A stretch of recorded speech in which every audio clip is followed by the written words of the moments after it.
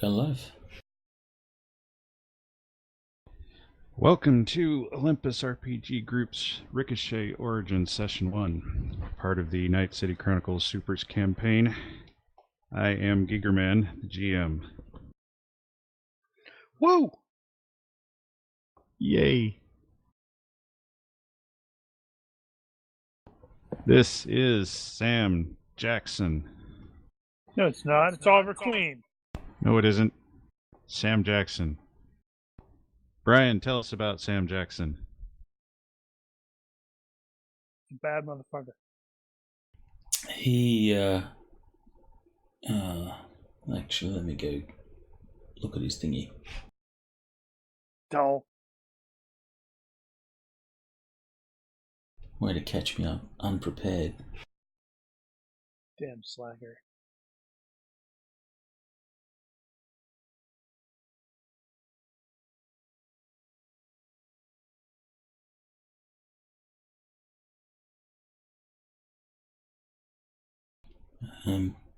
The Night City Chronicles needs to be added to our forum queue.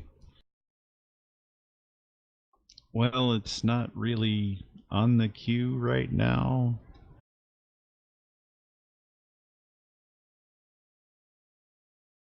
Unless you're saying that because you were trying to find it. I was trying to find it quickly, but I found it. Well, you can get it on the wiki. Alright, so Sam Jackson, who goes by the nickname Jax. Also, his superhero name is Ricochet. He has had a troubled upbringing, got involved with a lot of bad people, did a bunch of petty crimes and such, and ended up in prison.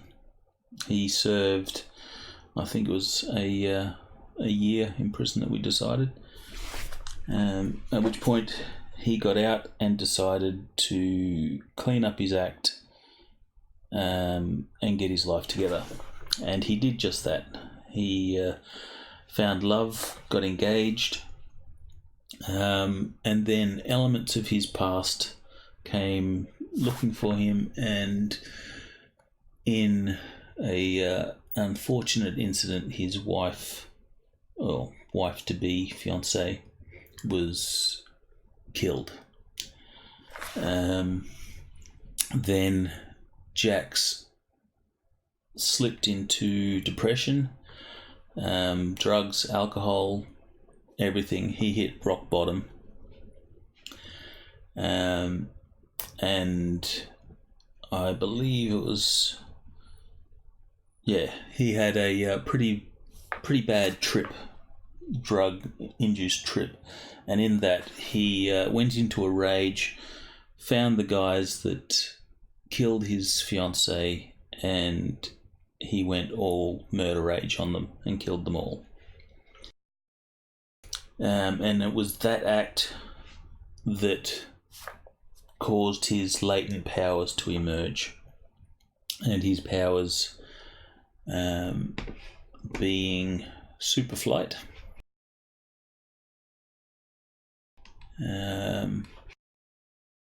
He also has a force bolt attack, which he will bounce off objects, hence his alias Ricochet. So he can fly, he can what's he got? Enhanced dodge, so he's quite quick, and acrobatic as well, or aerobatic I should say.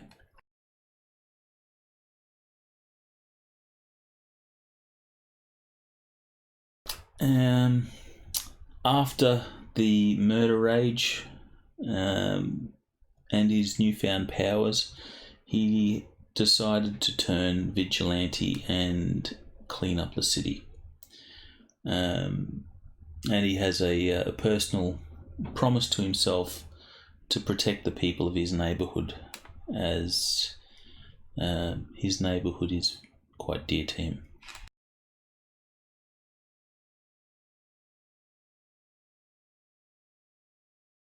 And I guess that is his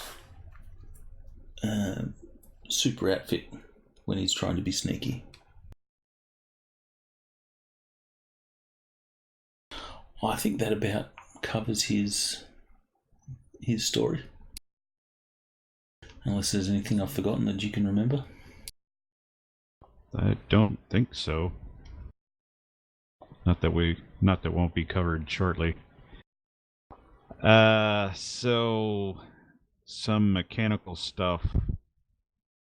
We had talked about we decided to never mind the extra passes thing, but what I was going to say was that I would allow him to use Rapid Strike, and also the very Rapid Strike option is available in this campaign. So in that case, if you wanted to, for example, shoot 2 people with the same bolt by bouncing it, then you can do that. Treat it as a ranged Rapid Strike, -6 per.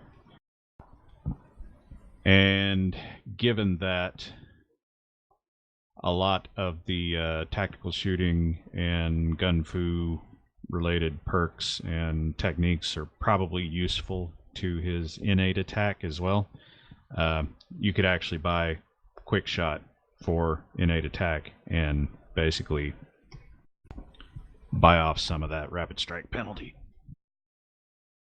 So that will be allowed. Okay, cool. The only caveat there is it needs to be a reasonably explained bounce somehow. But that shouldn't be too hard. Let's see what else. Power block. So, do you actually have power block figured out for him? I do not have his power block worked out. I imagine it's just half his skill +3. I don't actually remember how that was figured, but I thought I'd bring it up. I don't think it's going to come up here, but I figured I'd mention it in case you need to put it on there. I noticed that the Phoenix sheet on GCA does actually list the power block if it's available. Okay, let me have a look. I've seen it on the not on the defenses. Well, maybe it is in the defenses, but in the actual skill listings, I think it lists the power block. Actually, I have that sheet.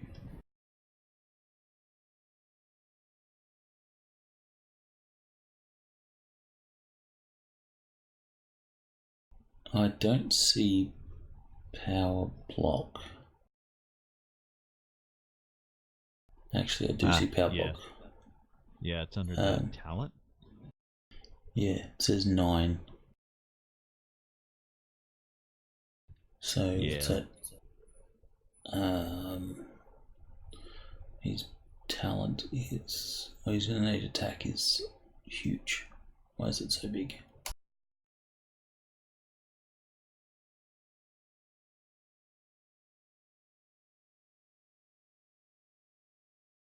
Wow. Yeah, it is. Big dex. Big dex and +1 from his talent.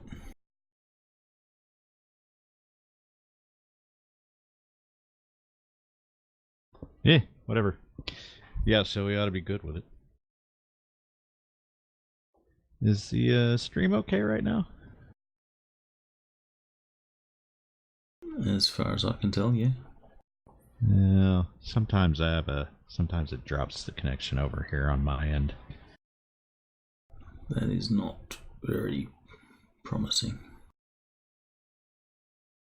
Well, it may not be not promising. It may just be me. Okay. Watching it seems to be doing its normal thing. Yeah, I'm waiting to see if it'll come back up. I think that's all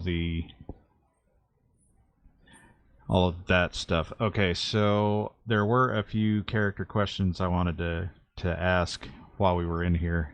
So first one being, why Uptown? So, for the sake of the audience, Night City is split up into smaller neighborhoods, and Ricochet's covering the Uptown neighborhood, also known as the Pit.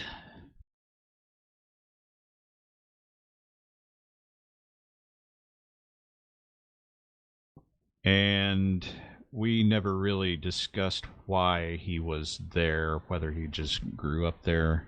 I'm presuming he grew up there, but or if there were other reasons how he ended up there. If you recall in the backstory, he has a sense of duty toward that neighborhood, so it's clearly a big deal to him. Yeah, he didn't necessarily grow up here. If you recall, his parents live out of town or something like that. But this is the area that he has grown to love. Maybe the fiance was from here. Makes sense. And his residence is something we hadn't discussed, so obviously he's going to be living in well, actually he doesn't have to live in Uptown in order for that to work, but he is struggling, and that's due to all his community work that he does, a lot of volunteer stuff, so he makes ends meet just.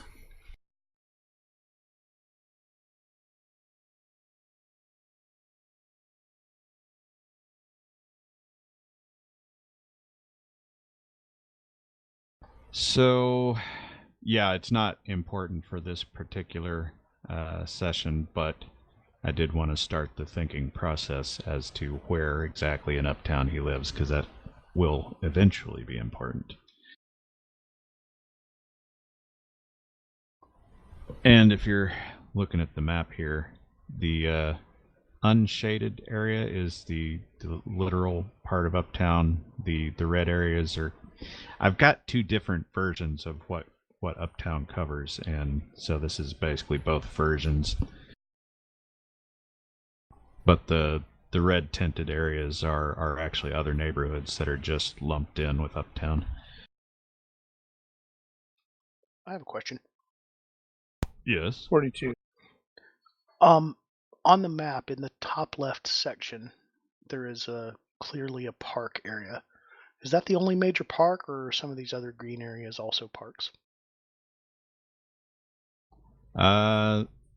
Within Uptown, though, there are two parks there, because you got the one in the top.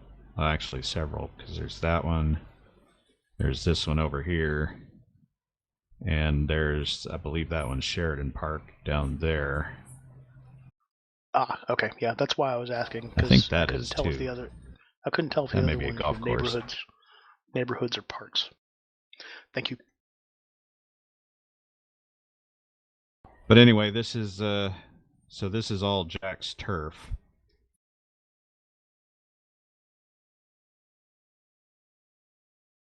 Now, what else did we have? Okay, so the next question was whether or not he had a lair. If he has a headquarters somewhere, or if he's just working out of home. He just works out of home for the moment. He's just getting himself organised.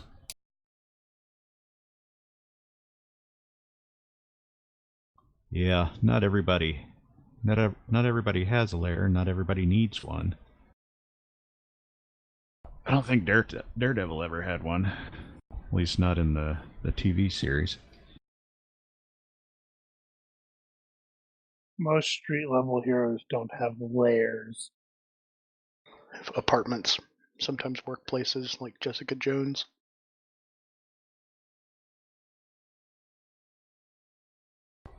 Now, the last question that I had was about killing.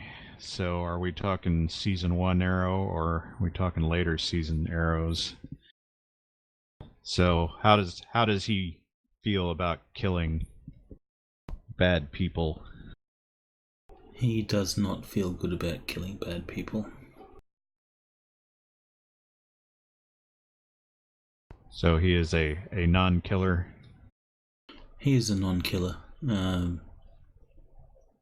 if he can avoid it. But if he had to, he doesn't care.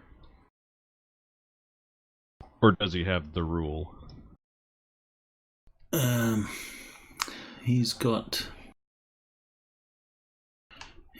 nothing in his traits that says Cannot harm innocents. yes, but that doesn't apply to bad guys. If he did kill someone, he would feel ill for a little while, but he'd get over it.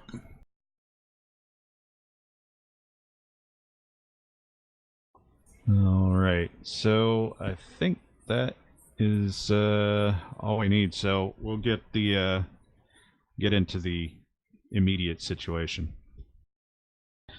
So this particular event is going to occur about a month or two after he officially got cleaned up, and that's around 6 months after his incident where he manifested his powers in the first place. And this is also about a week or two into his job at the community center. So he has been working there. He's starting to get around, talk to people, deal with them.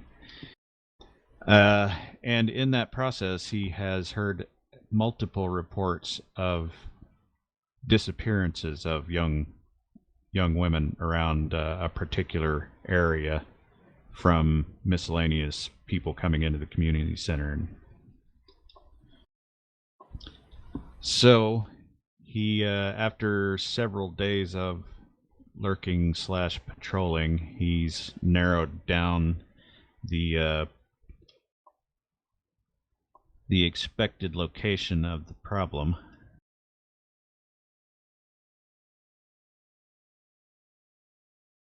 to the following.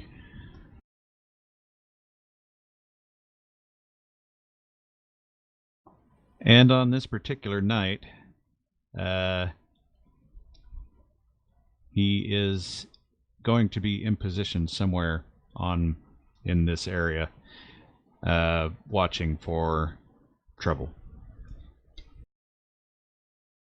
Will he have access to his crew? He has not brought his crew in yet, because we have not defined his crew yet. So he is alone, and that means he will be at IQ -1. This is early in the process, so he's still working out the kinks in his vigilantism. It is in the wee hours of the morning, and it is about half moon dark, so -5, I believe. What about street lights and such? There are street lights, so down on the street you can potentially see somebody, but if they're out of the lights, then the ambient light will apply. So he's not completely blind. Well, then he will certainly be taking or making use of that darkness and shadow. Now there's also, just for the record, the ghetto bird is out and about, that being the police helicopter. They're not searching in any particular area, not anywhere near you at the moment, but that is a concern. Which brings up another question: how he is controlling his visibility, not just hiding in shadows right now, but in general, as far as his identity and that sort of thing. He keeps his identity secret. Just as pictured with the hoodie and mask and stuff. Yeah. Well, And not just there is also the actual secret.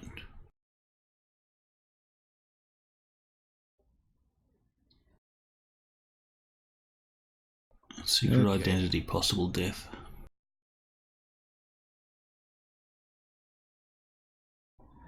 Now, at this moment, I would like you to sort out where you are going to be stationed. Or if you're patrolling, where you're patrolling, as far as this particular map is concerned.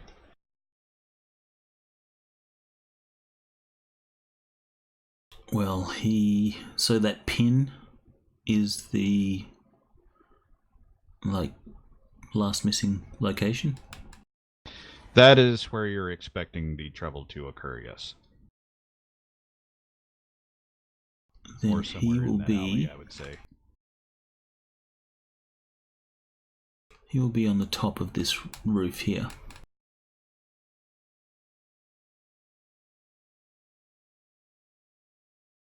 So, there.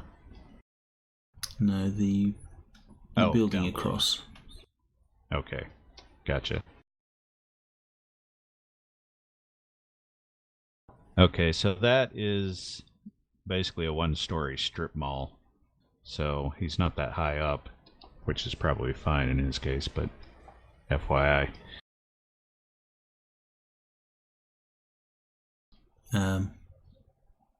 That's fine. He doesn't have night vision or anything like that, so he can't be too far from whatever he's trying to look at. Pay no attention to this. I'm adjusting something for my character. Oh. Just had to interject.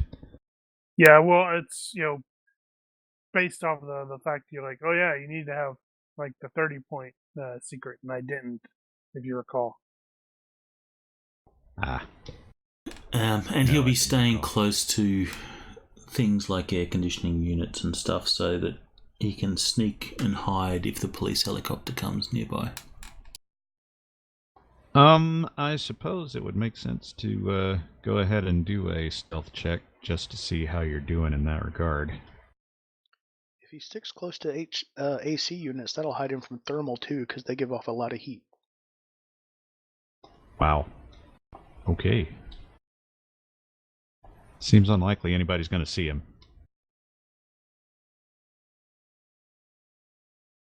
Oh, back up just a second. When I was talking about your visibility, I was also talking about if you're flying around town, for example. Because people can potentially see you flying around town. He will fly when called for. So he's not flying all the time. No.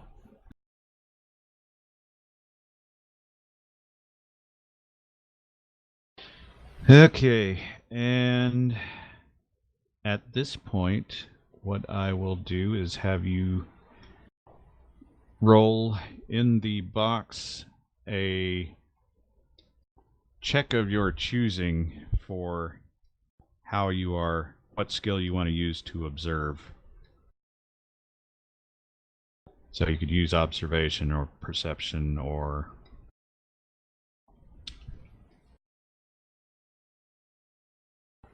I was also thinking perception-based streetwise or something like that, but okay.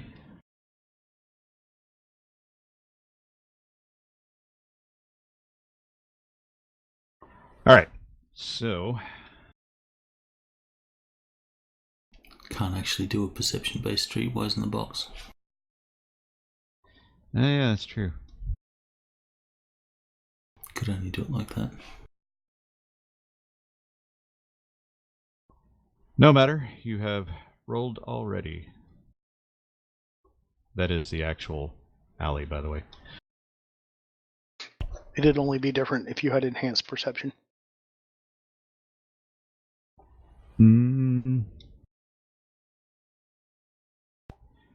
Yes, depending.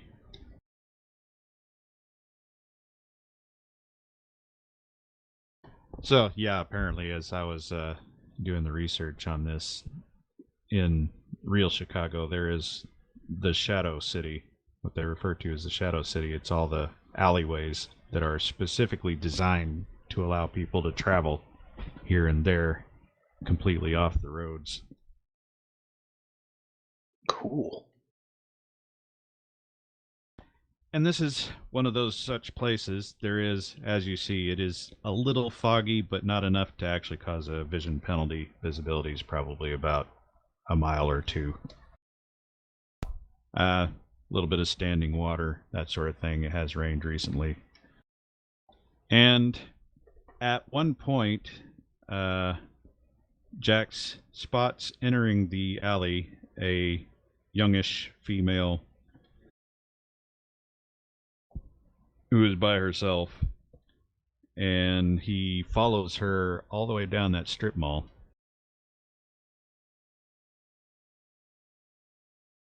And just past the building that's standing up there, there's a little cubby in their parking area and a black van. And that immediately sent up your red flags because it was apparently running. So the van had been running all the time? Yeah.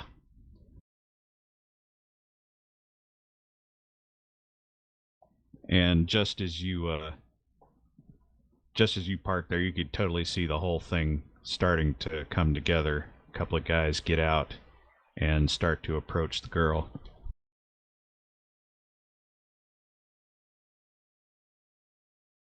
Do they have skull-painted masks? Well, they have masks. They may might not be necessarily be skull-painted. skull-painted. Are they armed?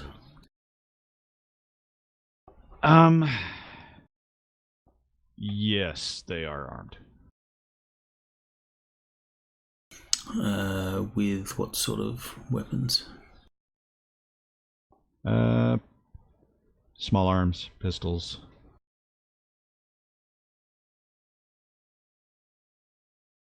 Probably not brandishing them if they're gonna jump the girl.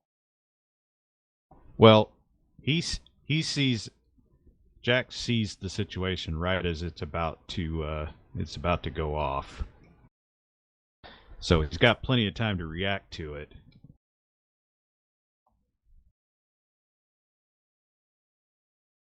Okay, so...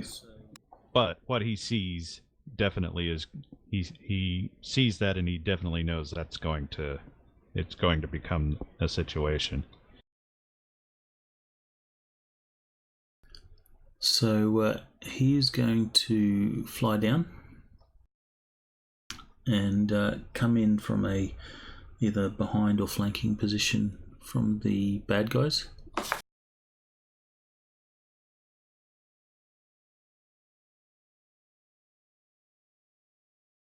And moments before, these guys are going to attack, or he attacks, he will be telling the young lady to run.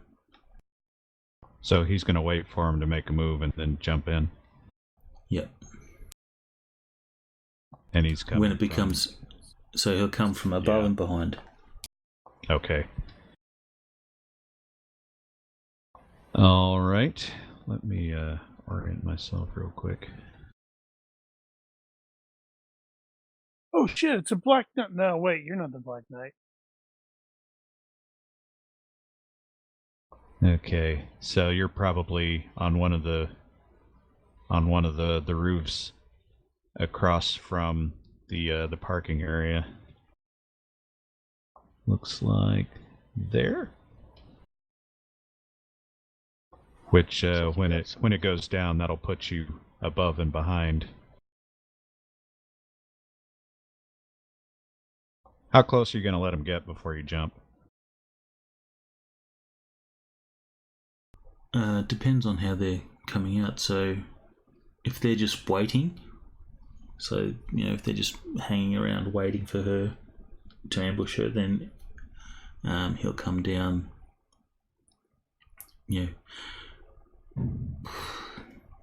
Well, what is their positioning? So what you're going to see is they're going to let her pass just a little bit, so you got one in front, one behind. Okay, he will intervene before that, and she'll be, say, 10 yards. So they're getting set up. She's 10 yards out, and then you jump in. Yep.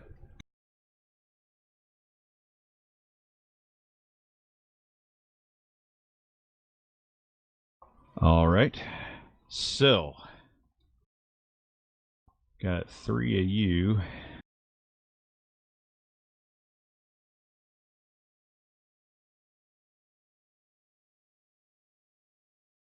Speaking as one of the attackers, is her situational awareness 0, or are we having to be slightly careful? I would say you're having to be slightly careful. Ah, okay, so we're like kind of hiding behind posts and stuff like that. Yeah.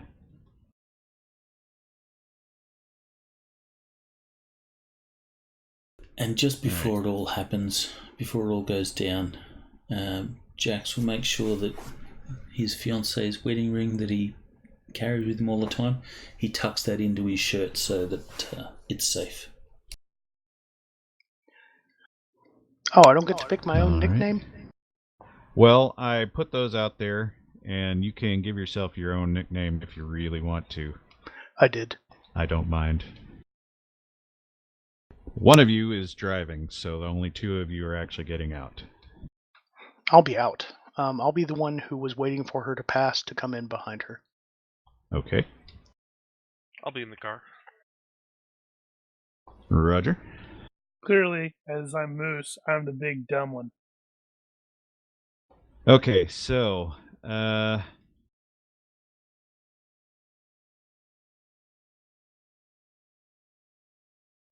you've got the 2 of them are a couple of yards apart, and they're basically hiding in shadows in the parking lot there. Well, there's actually a little bit of a fence, and they're going to jump out as soon as she comes into the kill pocket. So, Jax, before she gets within 10 yards or so, jumps in. Where is he going? Coming in behind the one that's at the back of their troop. That'd be radass. All right, so you're taking the near guy to her and jumping in behind him? Well, no, it'd be so if she's approaching them, he's taking the guy that is at their most rear position. So the other guys, or other 2 guys, won't see him attack their buddy. Well, there are only 2 outside the van. One who is close to her, waiting for her to pass, and one that is further away, waiting to jump out in front of her after she has passed the first guy. Alright, so then he will be the one that's not jumping out. The one that's waiting for her to pass. No, the other one. Oh, so, okay. Alright, so he's going after Moose. Right. Okay. Yeah, I didn't actually have your character available back then. I couldn't put you on the tracker. And I'm brain farting how to do that. Oh, there we go.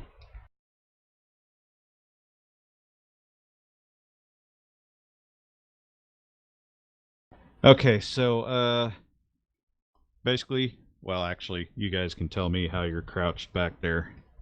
Just you really kind of need a visual on that, don't you? Moose isn't smart enough to be crouching.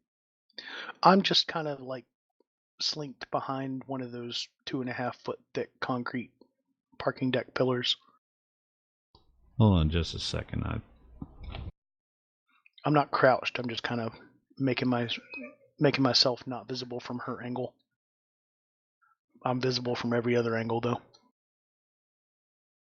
I'm invisible.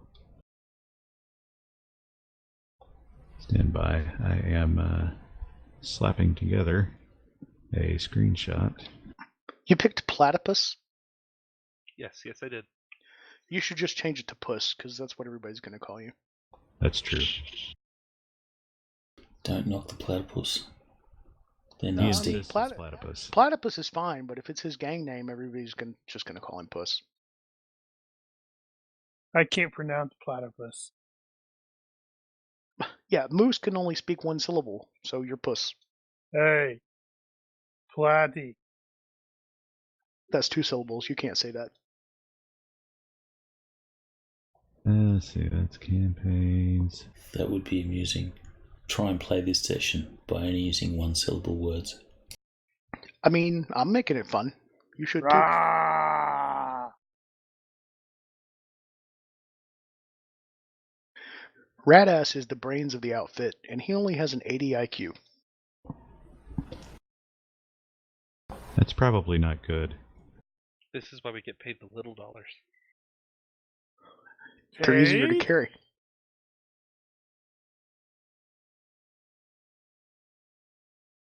Yeah, the number's smaller, so they're obviously easier to carry. That's right. Alright, here we go. So, in the case of this image, the girl is approaching from the right side and 10 yards down.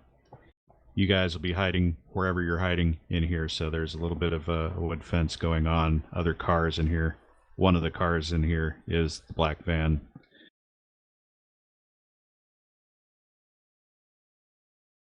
I guess I'll be hiding behind the wall indicated by the green arrow.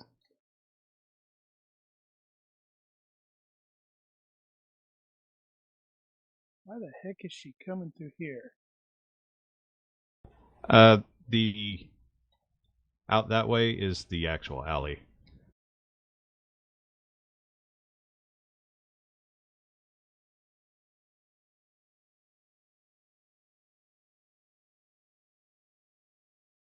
Oh, so she's just walking along the alley. She's not entering the parking lot. No.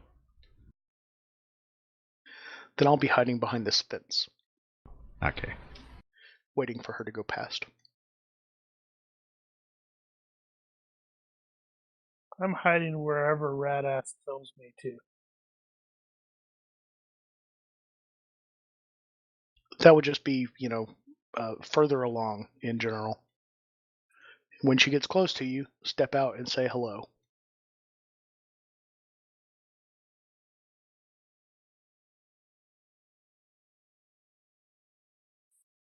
No, he can't remember more than one instruction. Step out and grab her. If I tell him to step out, say hello, then grab her, he might forget one of those steps. That's still 2. Moose is gonna lunge out of the darkness and try to grab the girl now. Oh, she's not there yet. He goes off early. I wave him back. He's going off early. He got a little excitable, is all. Not yet, Moose. Alright. That's about the time that Jax is going to show up. And he shows up behind Moose, right? Yeah. Unfortunately, Oh, God. Moose is sprinting forward, so Jax is like, "Damn it!" You wouldn't go back when I said go back? He was processing the instructions. Oh, God.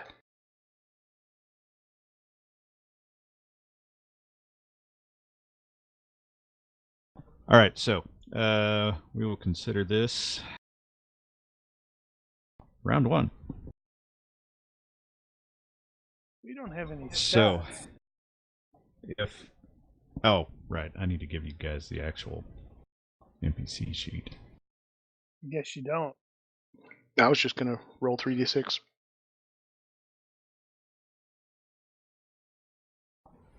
Does that work? I see it. Okay, there's no confirmation of who's got what. Let's see what happens when I roll from it, though. I think it was okay. Yeah. Nah, it just rolls around. It doesn't say who rolled it. Oh, right. This guy's too smart and not strong enough.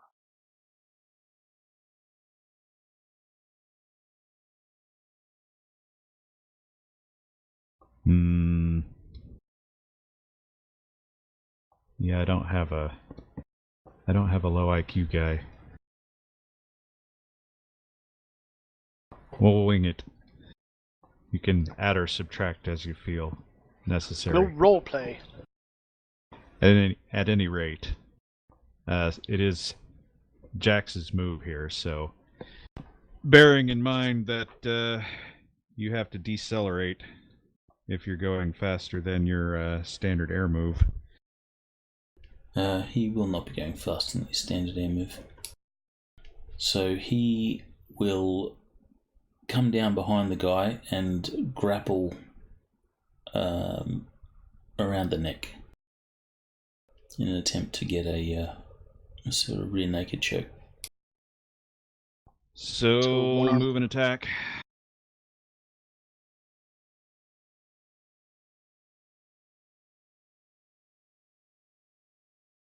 Actually, there's a skill that is missing.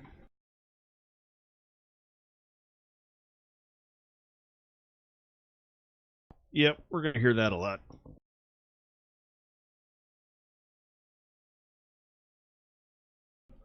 So he'll be using his dex.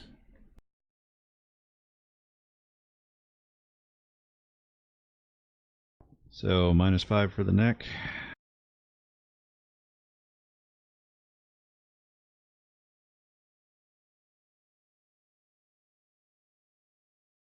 Guess you can't do all out, but you can still do telegraphed, I think. If he was coming from behind, he probably would use telegraphed. Alright, so round 1 you have seized the neck.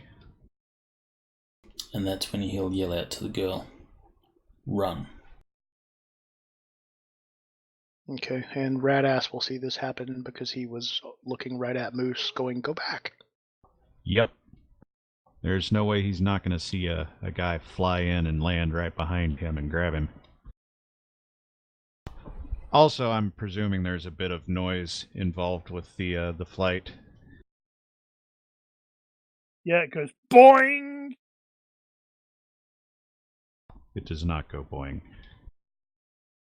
There would be some flapping of clothes and stuff, I guess.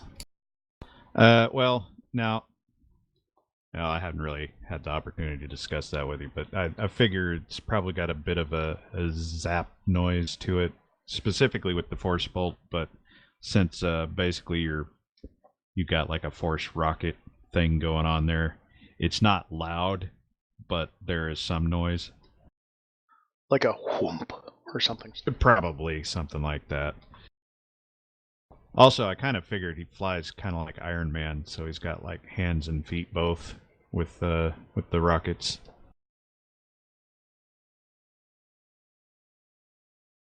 Yeah, But that could work. If it makes some noise, though, is it noise that would mess up his stealth? In this case, no. There's no way they would have been expecting that anyway. Alright, because if it has a noise, then I can probably make the flight a little bit cheaper with, is it nuisance effect or something? Or noticeable? I was wondering about that, whether or not it assumed that there was some noise made by it, or if it assumes there's no noise made by it.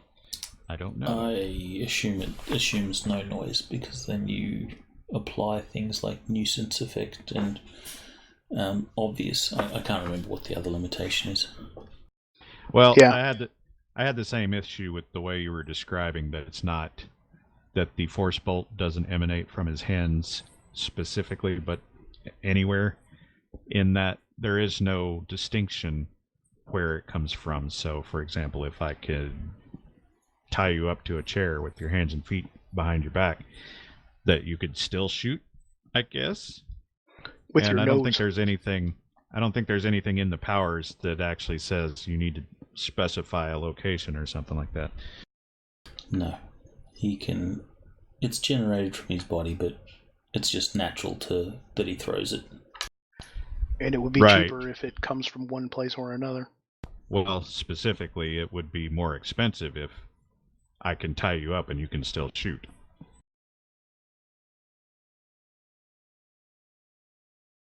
But never minding that, we're not dealing with that right now. Something to think about later. Anyway, so I think we'll just go in order. So Moose would be first, and you're the one that got grabbed from behind. You were very surprised. Actually, you know. I don't have. Oh, that's gonna suck. I'm surprised. All these guys Actually- on the tracker, you can set them to invisible and they'll disappear. All the extras. Unless they're Yeah, I know. there. I think this probably should be an actual surprise situation, so I'll give it partial. So what do I need to do? Which one of you is in charge? I think we decided Radass was in charge. He doesn't have tactics, so Yeah, No. we're all generic thugs. each side's going to get 1d. Combat reflexes get +2. I think Jax has that. Hey! Jax will get the higher IQ as well, so that's +1. So unless he rolls shit. And this is rolled on. Just 1d6. You got +3 at least there. Yeah, Aw, you man. got him. I was robbed. Okay, so you guys are both going to be under partial surprise. That means Jax gets to act normally. Everybody else is mentally stunned and must make IQ rolls on their turns as described. Awesome. Code, blah, blah, blah. So I So- need to make a mentally stun or an IQ check. So you need to recover from stun.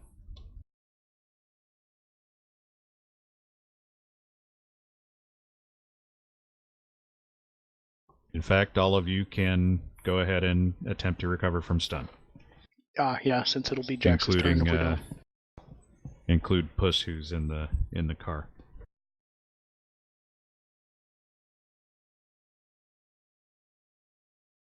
I did not recover from stun. Now, Puss wouldn't I actually forgot to add see the the minus event. 4. Puss would not be able to see the event, so why would he be stunned? I'm assuming that he's paying attention to you guys. If nothing else, watching in the mirror, and he'll probably see something happen. Oh, yeah, I'll okay. probably see Moose's arms kind of flail out a little bit. Roger. And exclaiming with some surprise. Make your check. Yeah, so, which one didn't roll? That is kind of Puss. annoying. I'm going to have to remember that in the future. Okay. So, Radass is the only one that succeeded? Looks like it. Very well. Alright, and that's you guys' round, so Jax get his next one. I failed really badly by 8, not by 4. So Jax will try and pull on this chokehold. So All it's right, a so contest you, of strength versus health, I believe. Oh, you know what? I totally forgot to do that. I'm just going to ignore it for now. Okay, that's chokehold.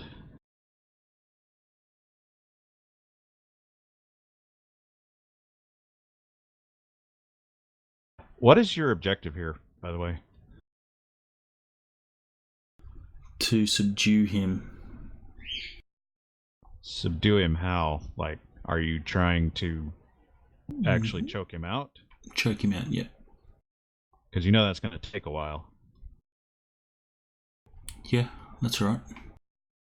Yeah, but the other guy has a gun, and he's just going to turn around and shoot you.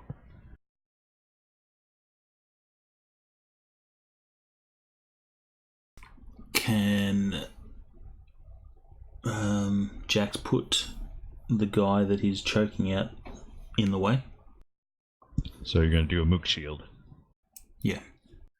I would say from the angle he's coming at, he's already mook shielded because he Moose is in between Jax and Radass. He basically wants to give the girl enough time to run.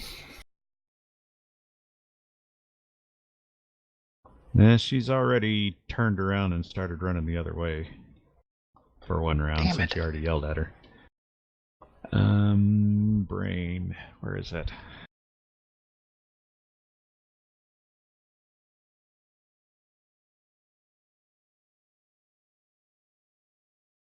Okay, shoving people around, blah, blah, blah.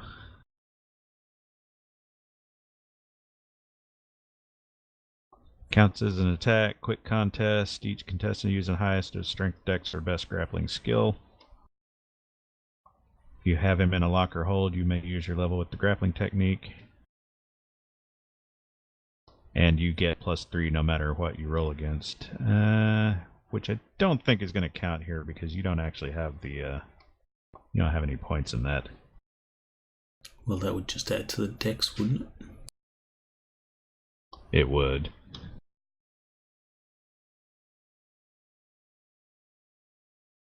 Okay, contest. You and Mook. Or Moose. Moose Mook.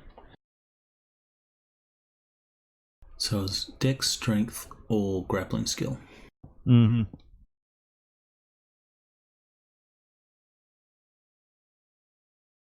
Alright. Jax wins, so you get to use him as cover.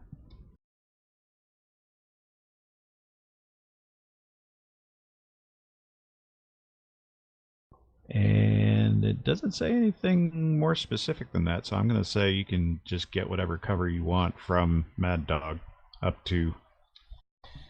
Well, you probably can't get 100%.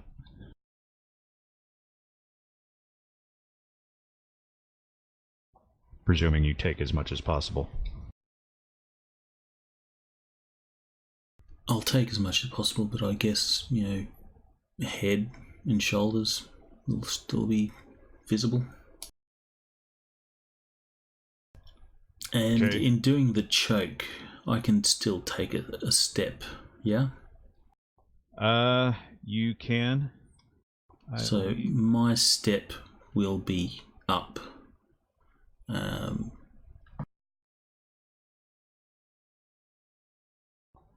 Okay. You can move behind him, blah, blah, blah, or force him to take a step in any direction with you. Well, you're kind of back there already anyway. So you're backing away from the other guy? I'm going up with the guy. Oh.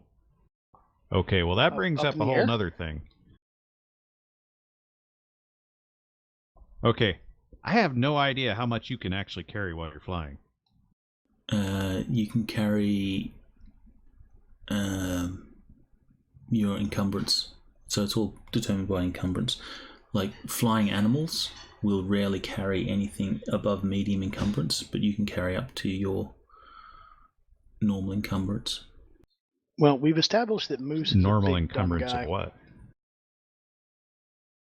Whatever your strength is. Yeah, but which encumbrance? Light, medium, heavy, extra heavy? Yeah, all that. So if you're carrying someone that's extra heavy, then you're paying 1 fatigue per turn to do it. Okay, well, and of course your speed's going to be, adjusted. Well, he's gonna count as extra heavy. He's gonna be over your heavy, which is gonna bring your air move down to 11. Jeez. No, wait, 2. Your actual air move is down to 2. Your enhanced air move is up to 11.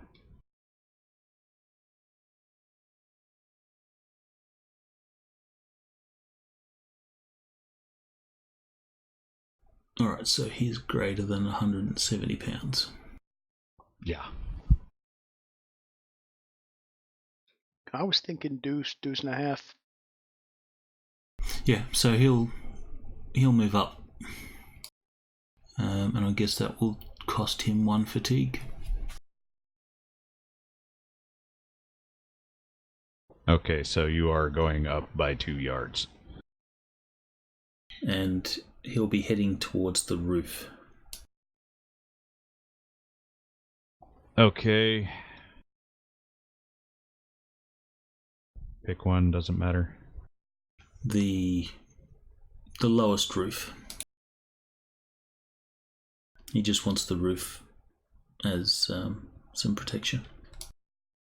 Alright, and that means you're basically hanging him.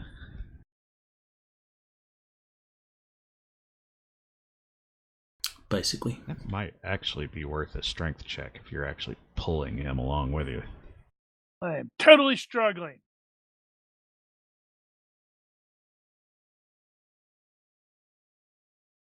Alright, well, you don't let go of him. Okay, well, that's interesting. So, Moose, you are now suspended by the neck. And you're still stunned, so at the very least you need to try to come out of that. Yeah, I still have the mental stun penalty. Yes, and Ooh, buddy. you get a +1 to come out of that. So I would have failed by 3 instead of 4. You are still stunned. Okay, well, you're going to hang there then. Platypus? He's still struggling. Platypus has to come out of stun as well. And he will succeed. He has now got his wits about him. And now Radass. Alright, Radass says, Puss, we're leaving! And takes a full move towards the van. Okay.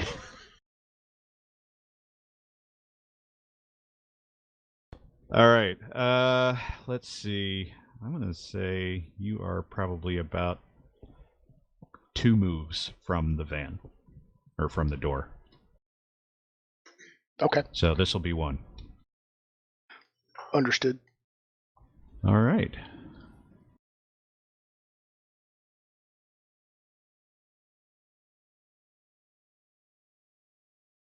Back to Jax.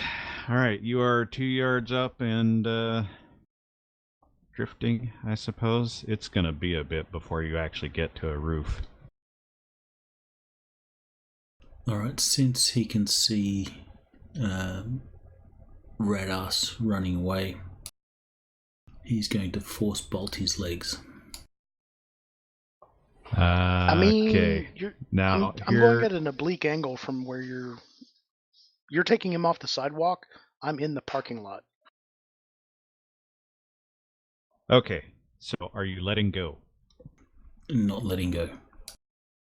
Okay, you're going to need a hand.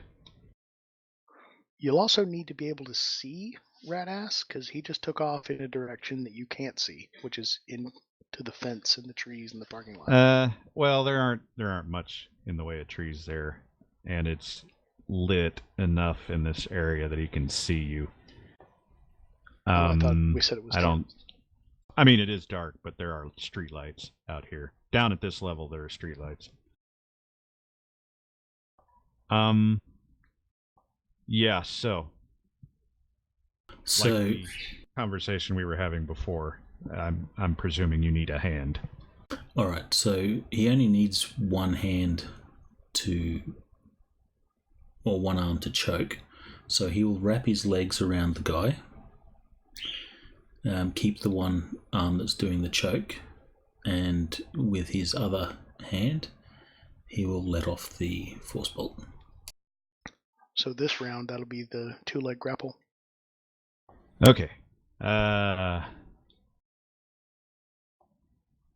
that's going to be 2 separate moves. Okay. So this round you're going to put the legs on, and I think what I'll make you do there is a flight roll.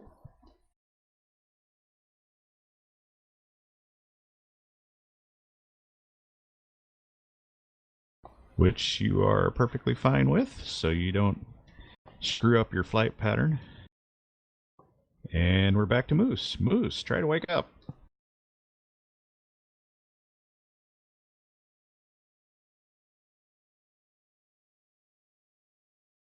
That's been 2 turns of choke.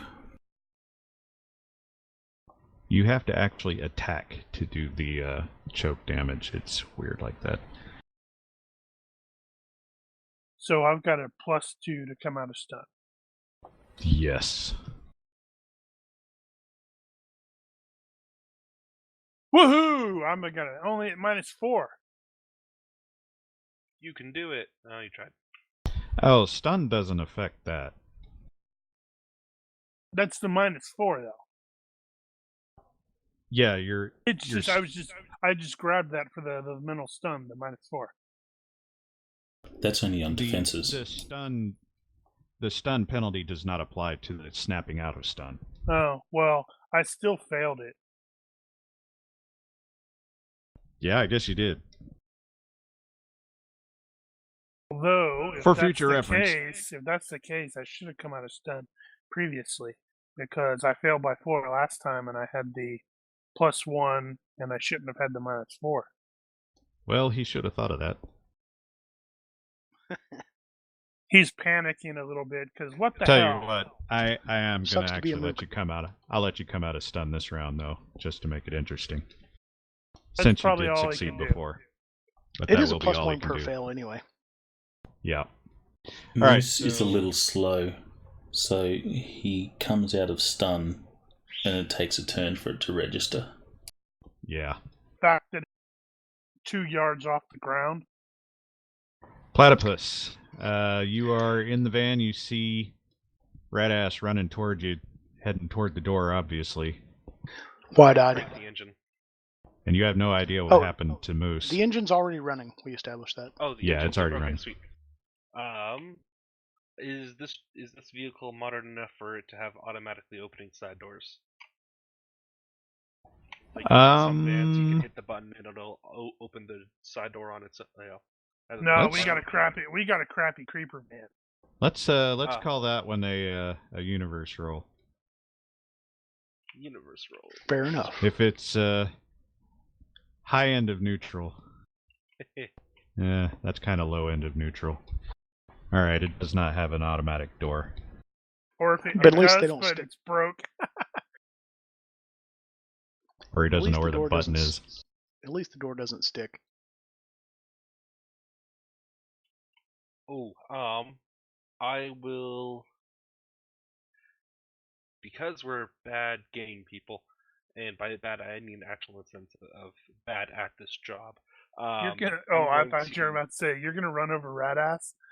No, I'm not gonna run him over. I'm just gonna let the take my foot off the brake, and so it'll just start that slow roll forward, just to yeah.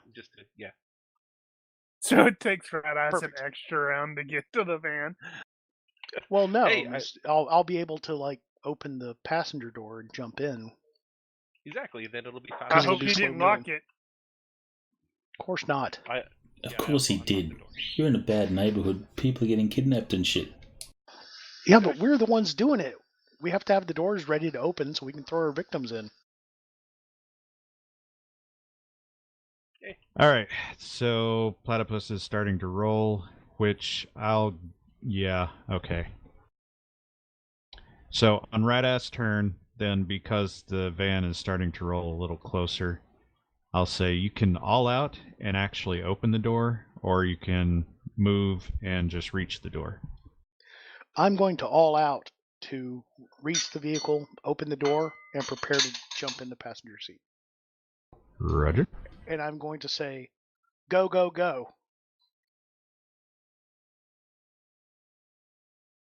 Alright, now, Jax has feet on Moose and one arm, and he's got the other arm free.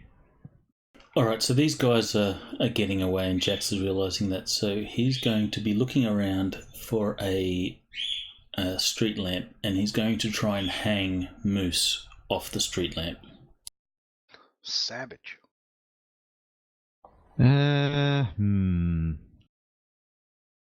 Alright, there's definitely some nearby. You are moving kind of slow, though. It'll take a couple of rounds, but if that's all you're doing, then you can definitely reach there. So that's all he will be doing. Are you planning on letting the van leave? He'll keep an eye on the van, but he's not going to intervene at this point. He's going to try and get Moose onto a lamppost so that Moose can't go anywhere without breaking his neck. And then he'll go after the van. How are you hanging him? By the shirt? No, he'll just say, hold on. I would just actually drop him on the lamp and let him hang there. Yeah, so Moose would have to break his leg or something to get down. All right. Well, that'll take a few rounds, at which the van will have collected Radass and begun to leave the alley. Okay. Since the girl was running away, does she happen to be running in Puss's path? That is actually the direction you would have been leaving had you not been interrupted. Yeah. We still And might get our prey. the alley is not wide enough for you to really avoid her.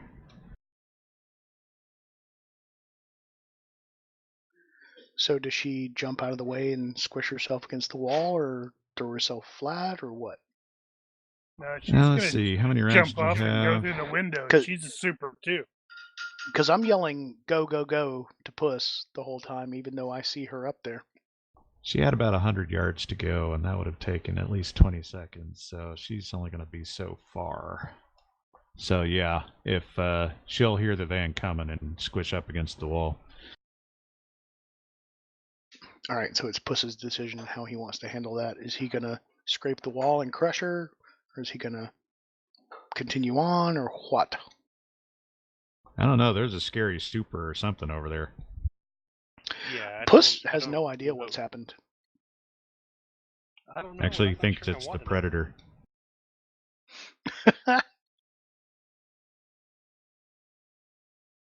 I'll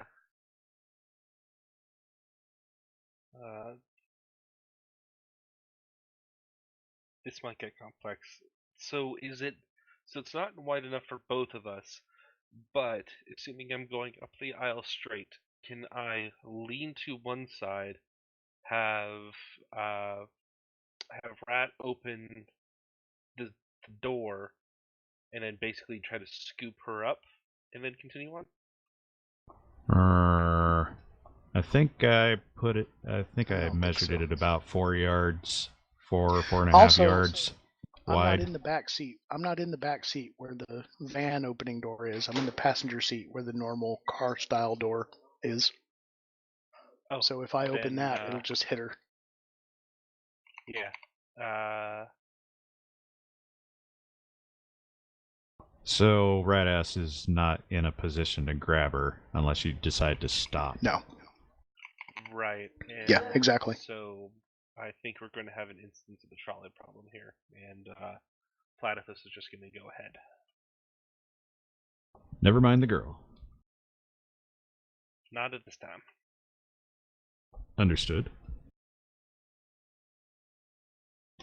So, having said that, the van is probably going to be down at the end of the alley by the time you get done hanging Moose on the street lamp.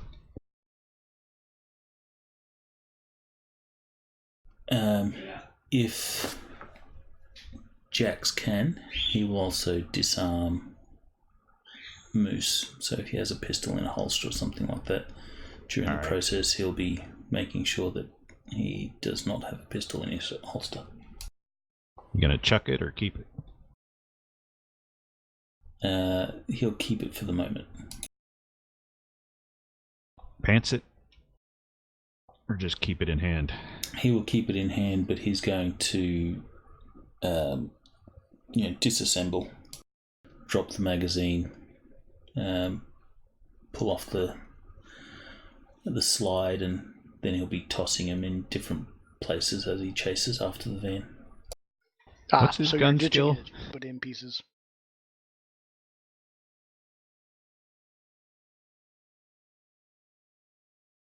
16. Oh. Yeah, he knows how to do it. Well, to be fair, how many That's points dex does he based, have though. in it? Yeah, he's got 1 point in it. He should at least know how to remove the slide if he can figure it out. Fair enough. Okay, so he takes another second or so. You will see the van depart to the left out of the... No, to the right out of the alley. He'll be doing that as he flies after the van. Alright, then you will need to make a dex -2. Actually, I guess that would be a dex-based gun skill -2. Near enough. Okay. You don't accidentally throw it. Let me see. I need to find that map.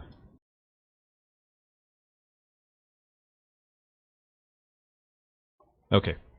How are you planning to follow at this point? Or are you planning to follow at this point?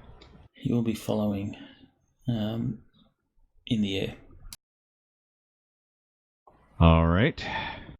Well, you have plenty of speed to keep up. I think I figured it at 112 miles an hour top speed. Yeah, 56 is his top, so that's doubled. And 0 to 60 in 4-point-something seconds.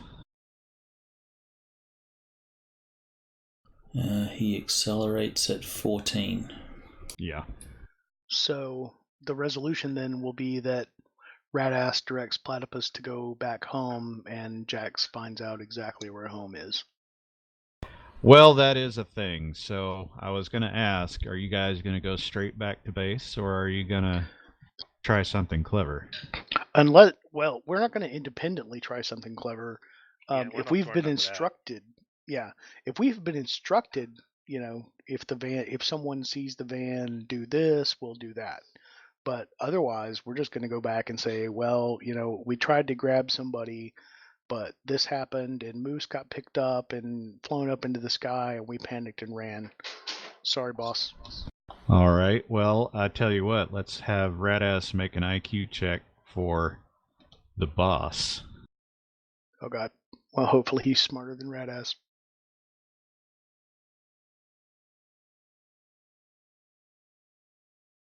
I'm going to make it off of Gang Thug.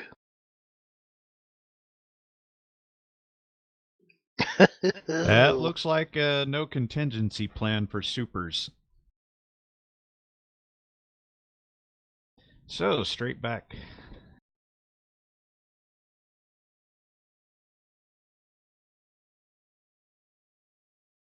All right, well, I tell you what, I would like to take a short break, and then we will get to the next part. Wow, that was fast. Roger, break. Yeah. What a slacker. Ah, damn it, I didn't include my You don't need a intermission break. graphic. I didn't even...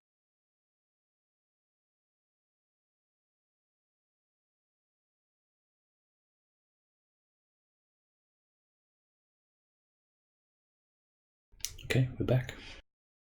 Right, so, the van will leave the alley here, and it will arrive at a tenement over there, a couple miles away. And you can basically just follow right along, because they don't know you're there. There's no way for them to see you unless you fall in right behind them and they can see you in the rearview mirror. No.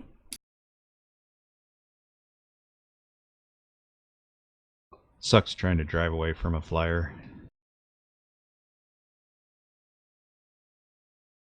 It's good to be a super. I will make a roll, though. So basically it's going to be one chase roll. Well, shadowing doesn't really work here because there's no chance of you spotting him. They know he can fly. Yeah, but they can't see him. Even if you angled the mirrors up, it's dark. He doesn't have any lights. You can't see him.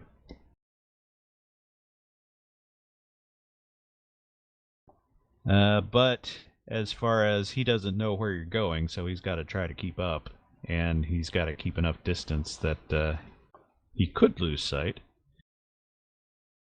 Well, it seems unlikely at this point. So basically, you're going to make one chase roll. The van gets speed +8 and handling -1. So a total of +7 to their driving roll.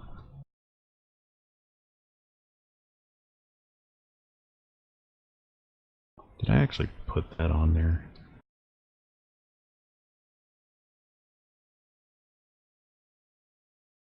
I think Jax is just going to get his flight.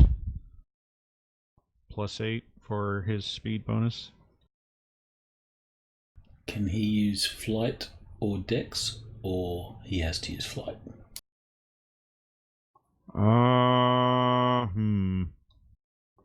Well, because I don't know right off the top of my head, I'll say let's go with dex.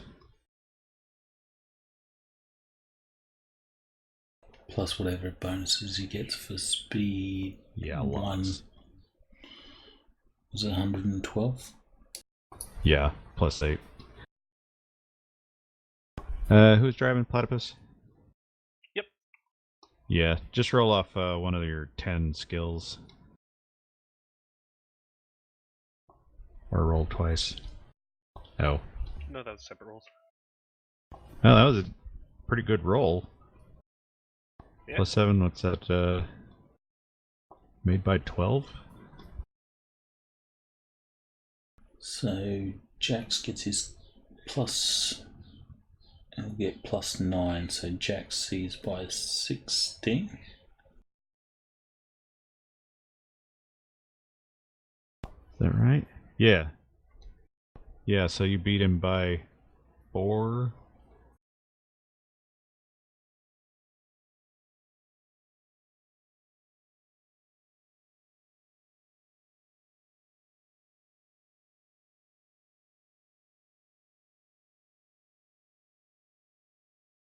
Humana.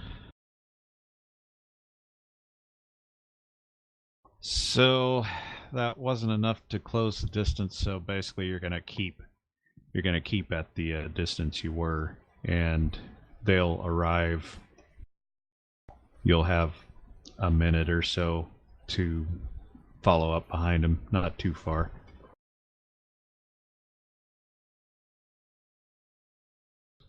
Alright, and they will definitely go into that building. Yes. Alright, so then Jax is going to go back to the guy, back to Moose. Ah, okay. Well then. Moose. The guy He's that gone.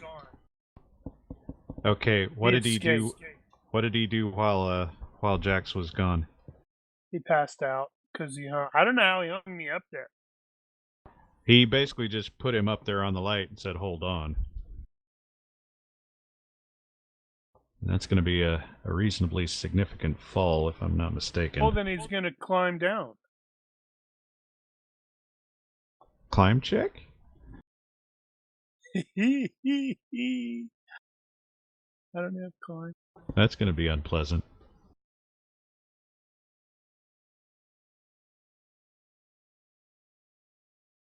I guess it's just Dex then, right? Let's see. Ah! Well, yeah, it's going to fail either way. So he's going to take all the damage. How tall are those things typically? 20 feet?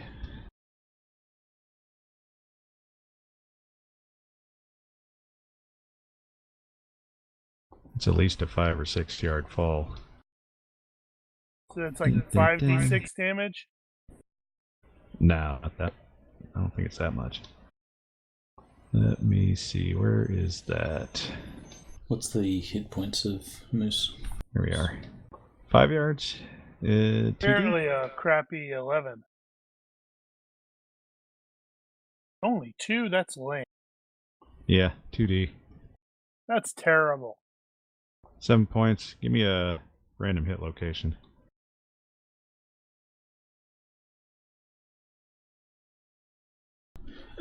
According to the GURPS calculator, it's 3D. Huh? I'm looking at the action. The falls, the simplified falls. Hard object falling on concrete.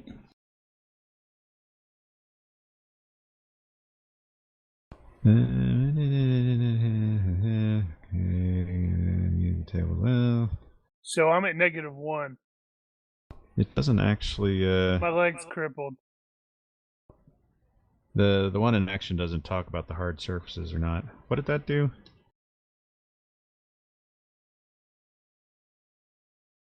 Hard surfaces. I'm not exactly sure. I don't remember if that doubled it or. I've got a vague idea that it doubles it, but the GURPS calculator says it's 3 dice damage. Okay. Well, anyway, he probably broke a leg. Oh, yeah, and he hit leg first, so yeah, leg's definitely broken. And he passed out. So, yeah, so you find Moose under the light, sleeping it off. Jax will shake his head and say, "Idiot." I don't think it was enough to be a full-on compound fracture. Probably just a hairline. Bah! Maybe a spiral. It's a compound fracture, because that's cool. So he'll drag him off into an alley. Try not to cause him too much discomfort. And he will find some way to secure him. And he'll wait for him to come to. Well, it's not like he's going to be going anywhere anytime soon. Well, you don't have anything to secure him with.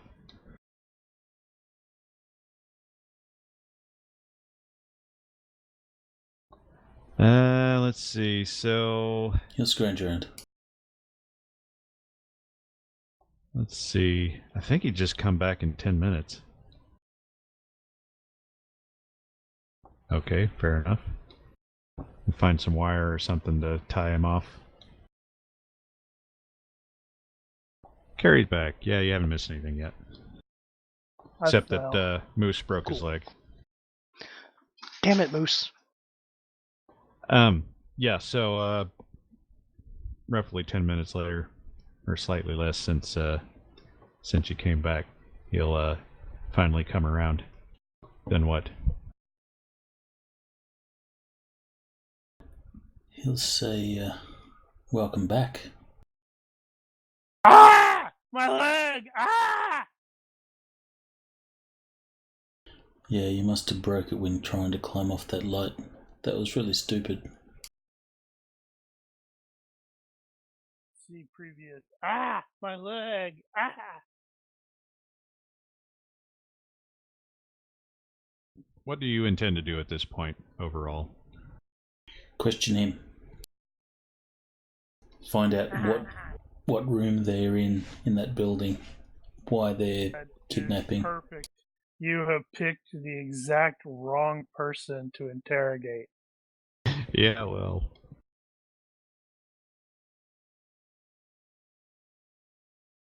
So he'll say, I'll get you some help for that leg if you help me out.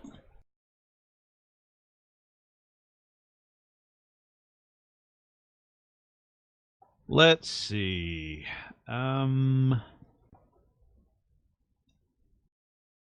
I think what we need here is a reaction roll.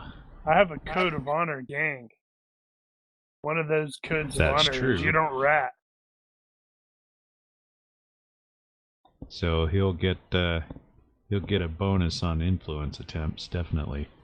plus 20. Is Jax going to use a particular skill here to get a good result?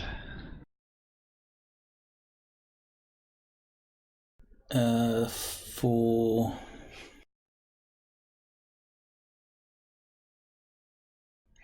skills that would... He'll use his streetwise. Alright, well, if you're using streetwise, you know he's not going to want a rat, so you'll have to work around it, but that's fine.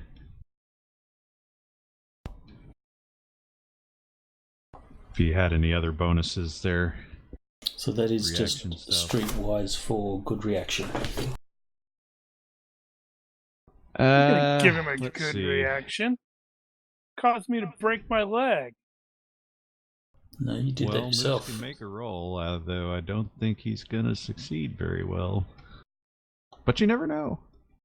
See, this is one of those instances where I call shenanigans on the rules. Because there's no way you're going to be able to talk somebody like this. Hey, be a pal here. It's like, you just tried to choke me out, and I am very badly injured because of that fact.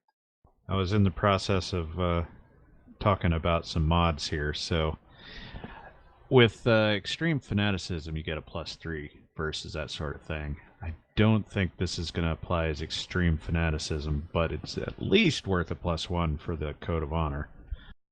Yay, I've got an 11. Now, the fact that he just kicked your ass, well, actually he didn't kick your ass, he is very scary.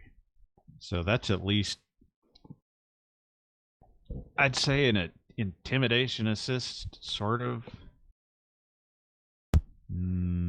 The thing is, it's only a good reaction. So a good reaction doesn't mean you're going to rat on your entire game. Well, Moose is also an idiot. He actually doesn't know anything. He doesn't know what room everybody's in because there was always somebody with him. But there are things he does know, and he could potentially let that go. It's a question of, can Jax actually phrase it in such a way that he would give it up. Yeah, I think I'll give it an overall +4 to Moose's resistance, just to give him a chance because of all that.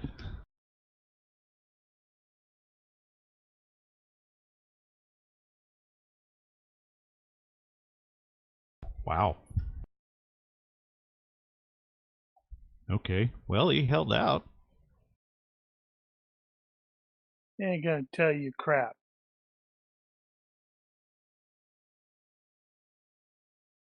All right, well, The Jax boss being is gonna kill him. Jax being a criminal himself back in the day, he knows the rules. So he's never gonna come right out and ask Moose to rat out the guys. And it will probably take no time at all for him, when he's interacting with Moose, to very quickly realize this guy is a complete moron. He's got an IQ of 8. Also, there's been several women disappear in the area, right? Yeah, multiple.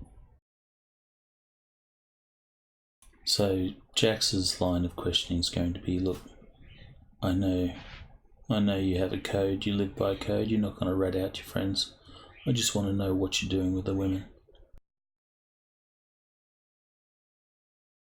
Moose has no idea what they do with the women. We eat them.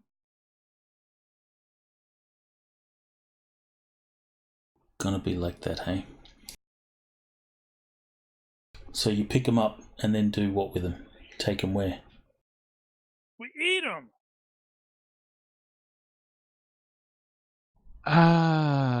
Let's see.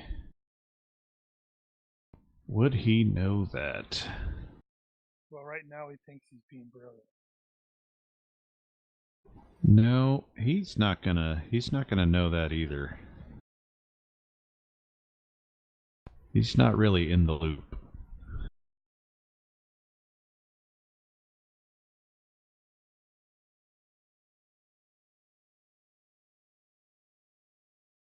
So, But if you asked about where they were in the building, he will end up accidentally letting slip that they're on the top floor and that the girls are probably there. With the boss, maybe. Actually, don't know. Oh, and you'll also get the name of the boss's bullet.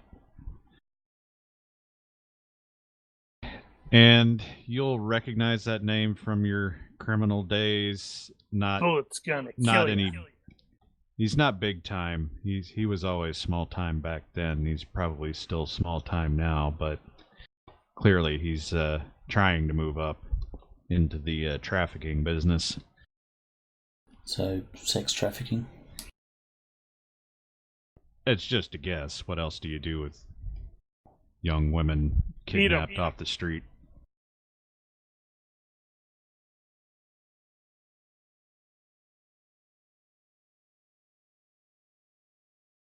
You eat them, you chop them up, and cook them with some nice Chianti? Yeah.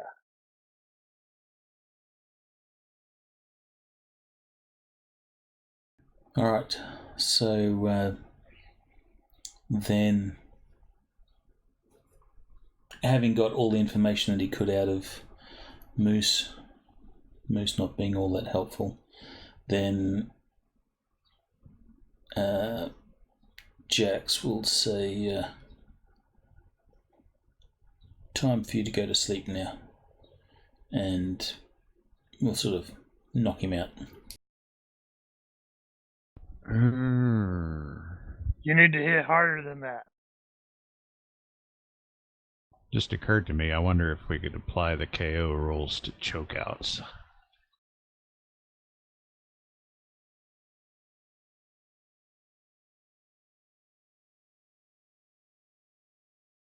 Yeah. Have to think about that for the future. Alright, well, I'm not going to make you roll for that. You knock him out. Alright. Jax will then go to the building. He'll go to the building to you the... have to hit twice. Damn. And Jax will sort of be flexing his fingers like, that guy had a hard skull. Maybe even 3 times. Is like the 3rd time he's like not quite knocked out, and you're like, really? Hey! It's like that Jim Carrey movie where he's trying to put the cow out of his misery.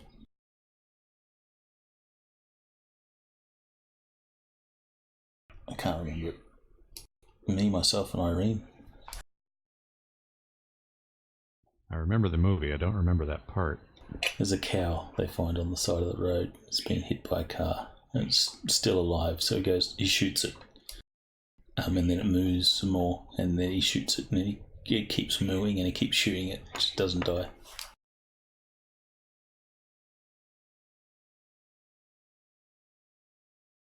Okay, where to? Top of the building. Alright, well, this is the general situation. Indicated, that being the building in question.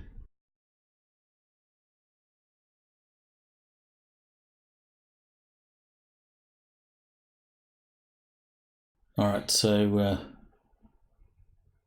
Jax will do a round around the building, flying, looking through the windows, but he's going to be at a distance so he can see in the windows, but he's going to be so far out into the darkness that he's not easily noticed.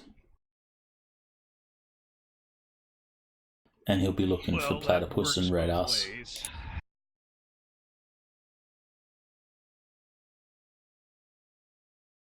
As you do a circuit of the upper floor, that is a 7th floor building, by the way. As you do your circuit, you think you may have seen some light inside, but it doesn't look like they're taking up residence in any of the outer rooms. Also, this building appears to be not in use other than for criminal activities. Okay, so it's a condemned building or abandoned. One or the other. So there's no other tenants. There's no other lights. You don't see anything else going on in the building. It's all dark, with the exception of the little bit of light that you see coming from the inside. All right, Jax will try the door on the roof.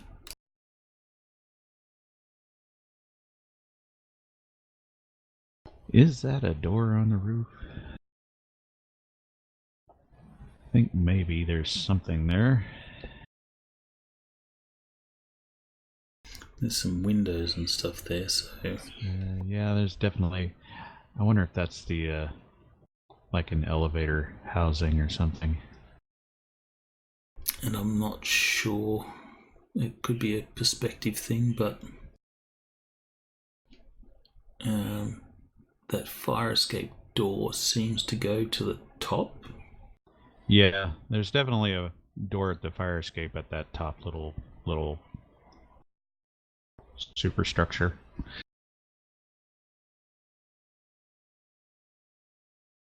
So you could go in through the door. And that's what he'll do. Another... Okay, so it goes out to the fire escape, comes in through the door. Yeah. All right.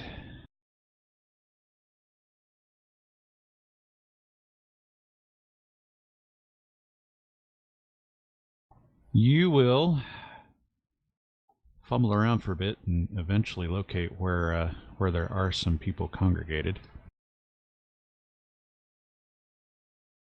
I'm gonna guess you're trying to be quiet.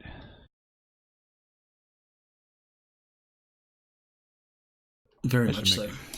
That should make you pick the lock on that too while you're at it.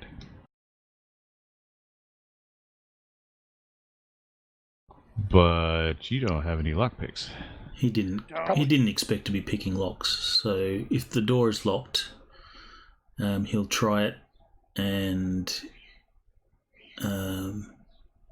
if it's locked, then he'll just use his power, hold the handle, give it a little bit of a force bolt. All right. How much? If it's abandoned, it may have been broken a long time ago. I'm not actually going to make you roll that, but I know you can go. What is it, 60 total that you have? Up to 60, yeah. Yeah, so you can easily blow that lock out.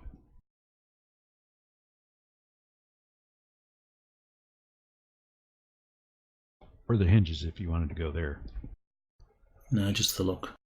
So he'll try the handle. It'll be locked, and then he'll give it a force bolt to open it. Alright, so you'll blow the lock. That will make a bit of noise. It may or may not have attracted some attention.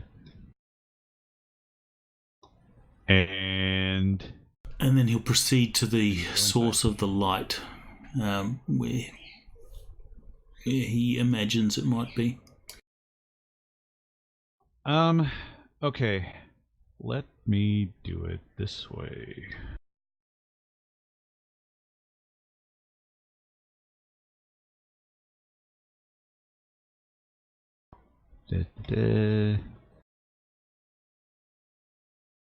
Alright, so you're going to be looking at a situation kind of like so. I'm not exactly sure where that would come down. What a mess. But there are a lot of residences lined up and down the halls here. You poke around, they're all empty. None of them are even furnished, and it looks like they're in mostly finished. Like maybe this project ran out of money or something. Stairwell comes out there. Yeah, well, that particular one is on the side where there's a brain.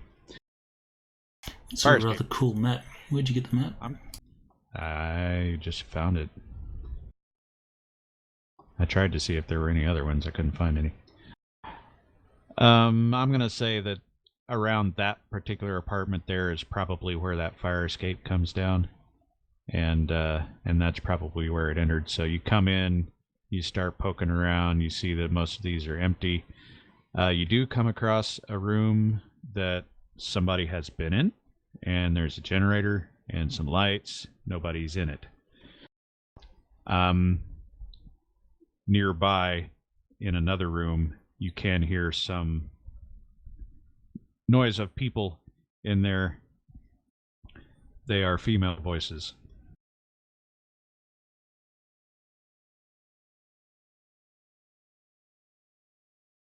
Alright, moving up to that door. He'll just wait and listen to see if he can work out what they're talking about.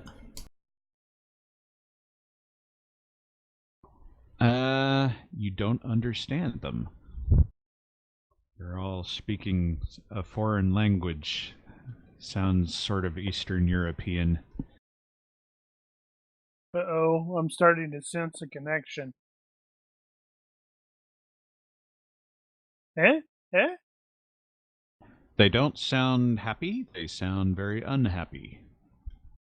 They're also trying to be quiet.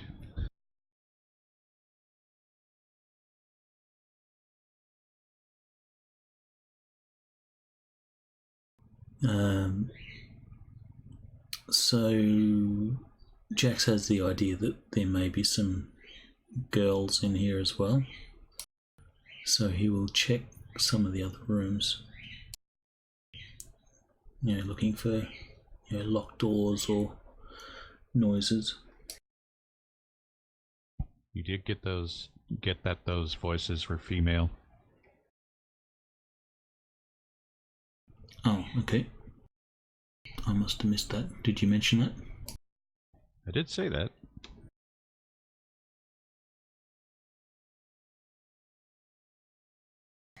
Okay, then Jax will try the door quietly.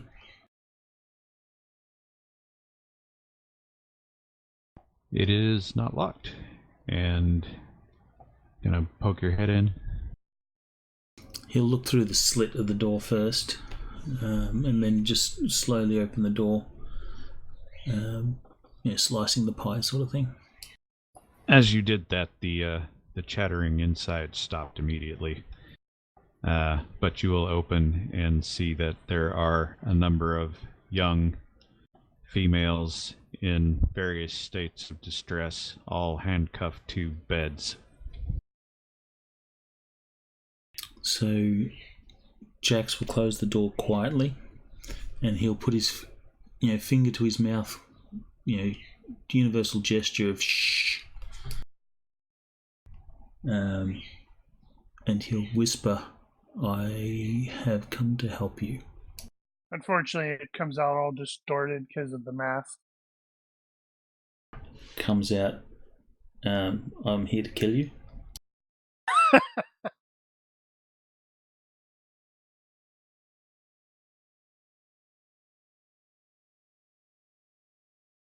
They seem very frightened, but what can they do?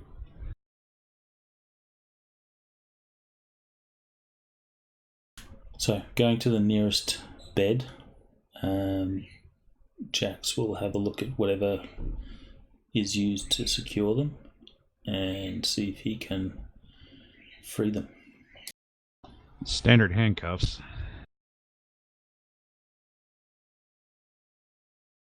Scrounging for something that he can use to pick the cuffs.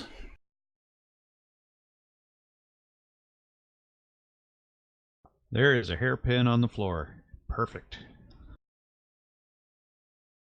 Fill out of Chicky Poo number 1's hair. It will be improvised, -2, but you can do it. And I'll only make you roll once. You can do it! And I guess we'll be doing it takes time up until +5. Yeah. Yeah, you can take the clock.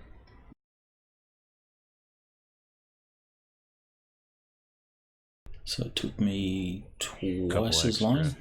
Twice as long. So four 4 minutes. Or thereabout. It took you a little longer than you wanted to, but you're working with a friggin' hairpin, so... But you will eventually get them all unlocked. And that will probably take about 5 minutes or so. I will be whispering. Can anyone speak English? There are a couple that can speak enough English that they can probably give you something. Now's not the time for that.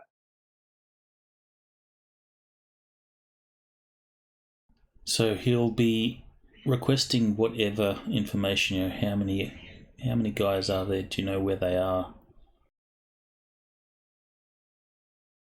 Okay,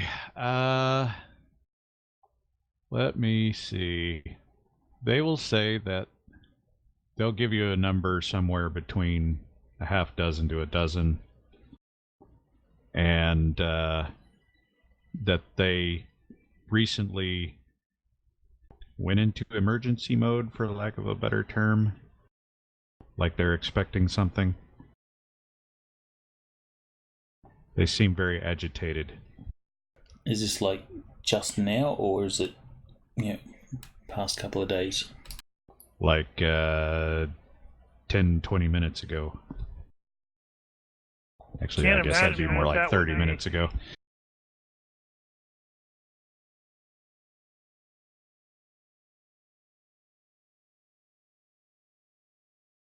If only we knew what happened 30 minutes ago that could have caused that.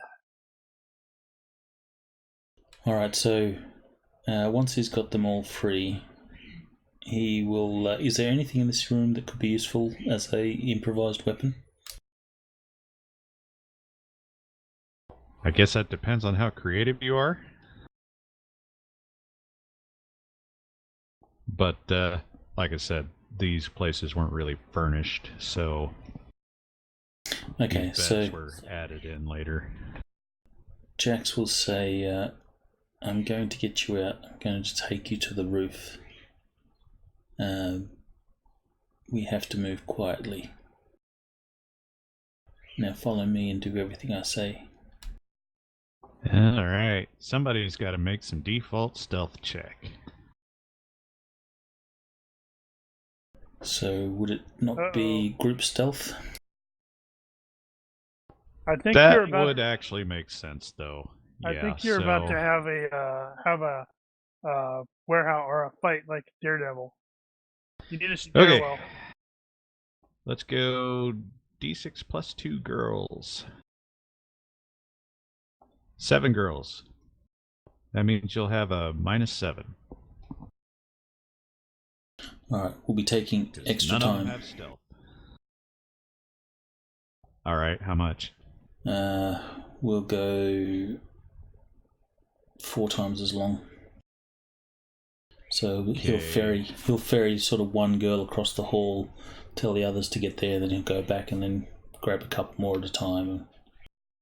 So it'll be a slow process. Let's see. You don't have that far to go. If you were to take this, be what? 5 minutes apiece. So if you go 4 times that, 20 minutes. Sounds rightish. All right, so this is how this is going to go. You start taking them out one at a time, get them out to the fire escape so they can escape that way, and they'll cooperate fully. And I'll also be asking if there's any others. They're not aware of any others. And about the time, as you're escorting the first one out, you can kind of hear voices down the hall. Sounds like they're coming from the stairwell.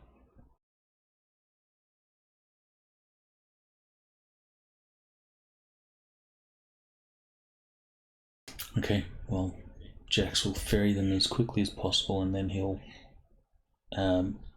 if these voices are going to be sort of turning up before Jax has got all these people moving, he's just going to say, down the hall, turn right,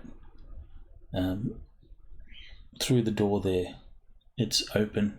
Make your way to the fire escape.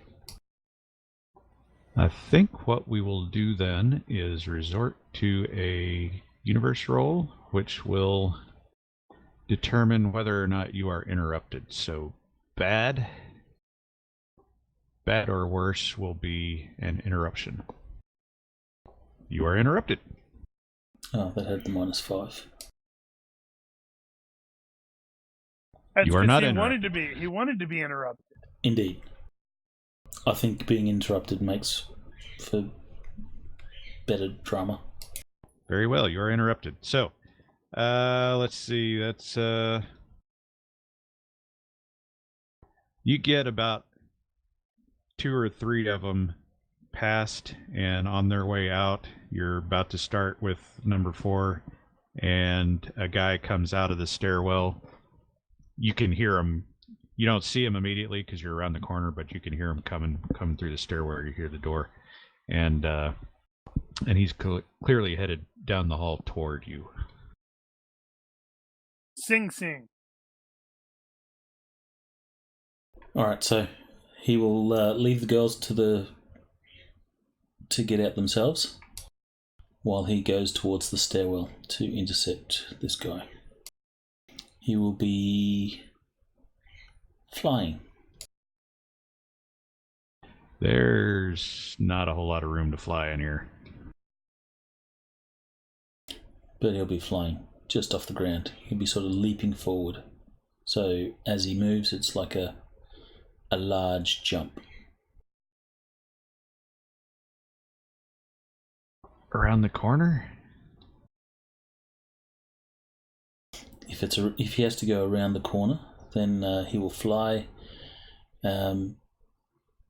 head first, then tuck, and land on his feet on the wall, kick off, going down the hall to where the guy is. All right, I can see that.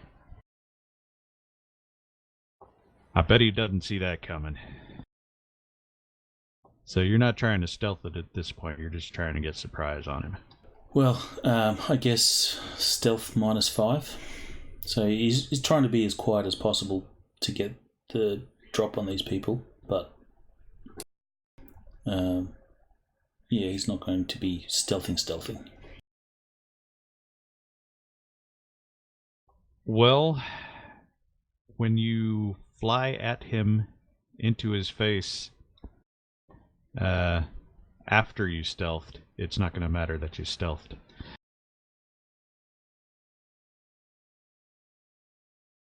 So I guess there's some flapping of clothes that might give him some warning that there's someone around the corner or there's something around the corner. But you're still going to get a surprise on him because he's not going to be expecting bouncing off walls thing. So, I think I'm just going to give him the partial surprise. So he'll be stunned for 1 round.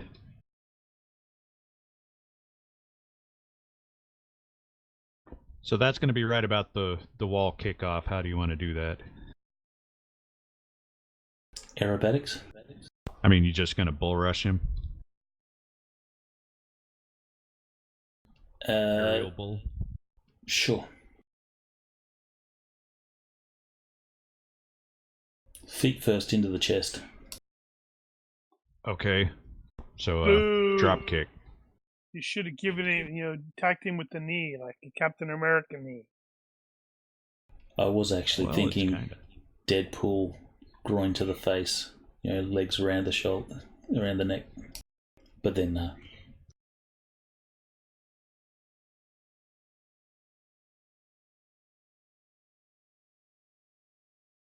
So, yeah.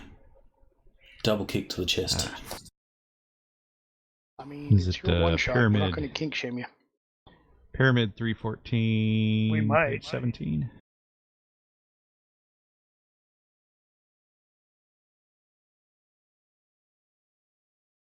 Yeah, no, that's not what we need. Alright, well, we'll just call that a move and attack. Well, would that be like a... Flying jump kick without the jump. So that's just a flying kick. Of...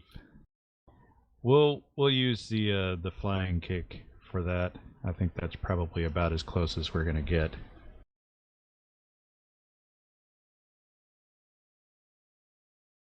Somebody did the honors already. Yes, I did.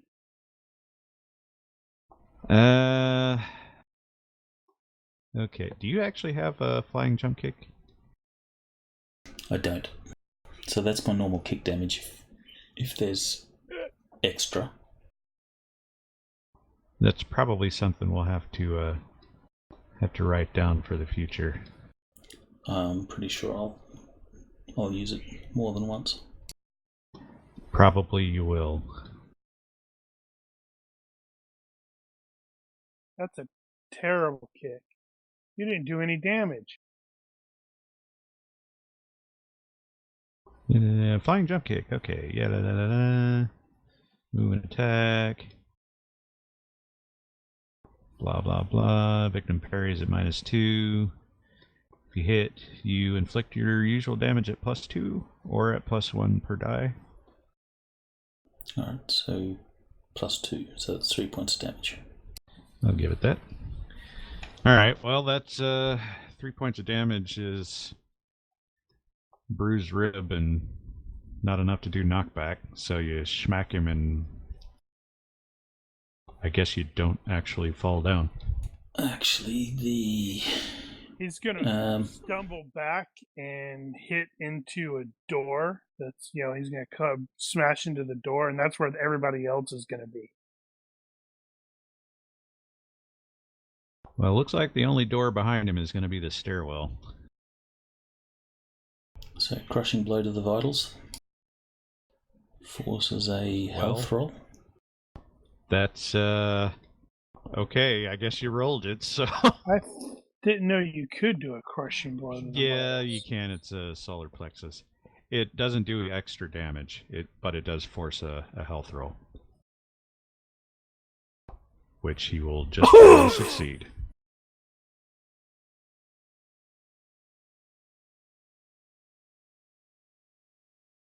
But he does have to come out of stun.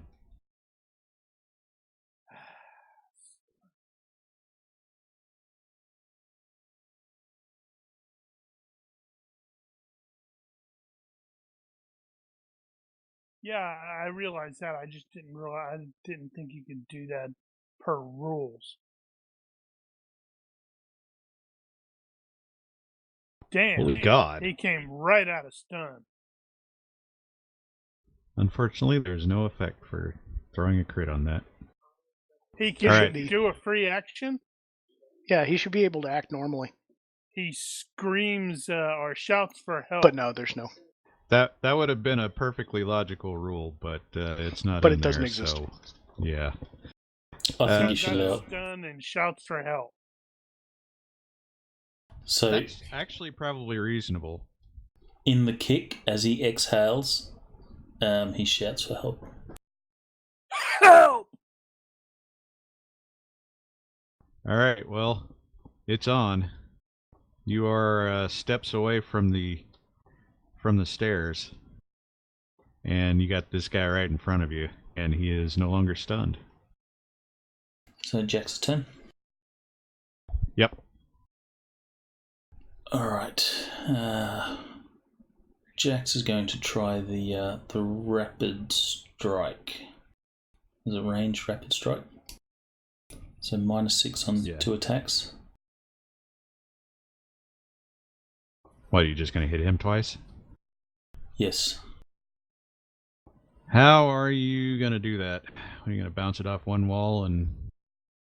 So, we're in the middle of the hall. So, Jax, with his right hand, he's going to throw a bolt into the left wall, into the guy, to hit him at the legs. And then with his right, he'll be throwing at with his left hand, he'll be throwing at the right wall to hit him in the shoulder. So there's like. Can't you actually throw 2? Well, that is a rapid strike. Well, now what I was saying was it was 1 bolt doing rapid strike. That was your replacement for extra passes. Okay. But I don't know if you can actually get multiple shots off with innate attack by default, or if it's just rate of fire 1. All right. So, however that happens, he'll bounce it off into one wall. I guess it'll bounce off, and then it'll bounce off into his shoulder. Well, if you take out his knees, then it's perfectly reasonable that it would keep going and then hit something else. And because his attacks do double knockback, I'm hoping to... Because one's at the leg, one's at the upper body, so it's just going to flip him. Uh-huh. All right, well, you got plenty of room for it, so yeah. Go ahead and do that.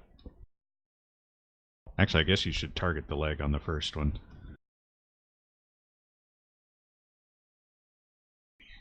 So... That will be -6 for the rapid strike. I guess. -8 on the first and -6 on the second.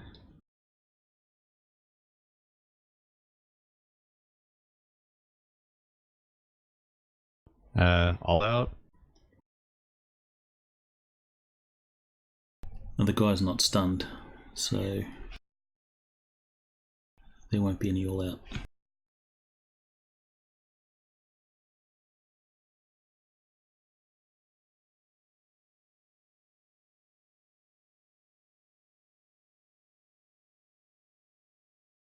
Wow.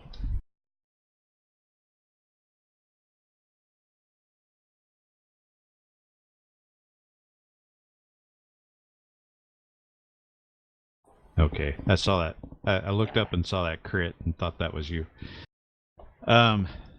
Okay, so you throw one at his legs, and that one didn't even hit, although I'm sure he probably reacted to it.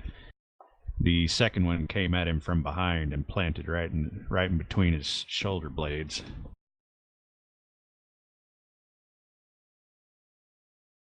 So he will get a dodge against that. It will be at a -2 for the overhead.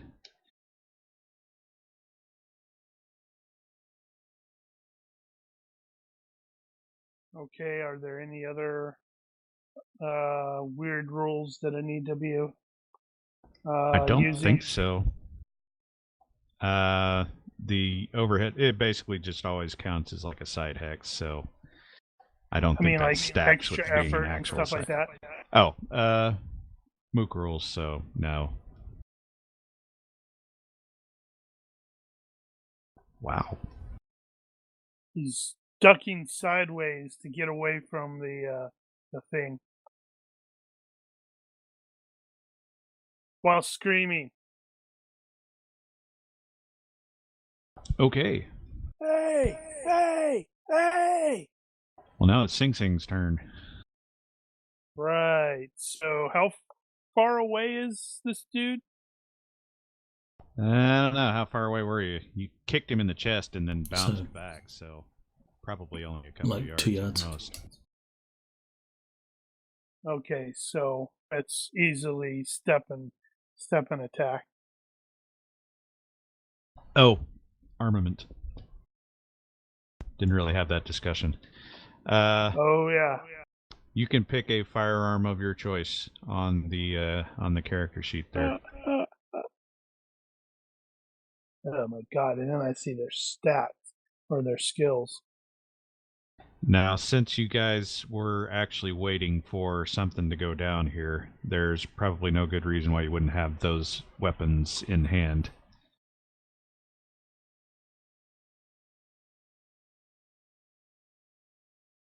He's not thinking like that.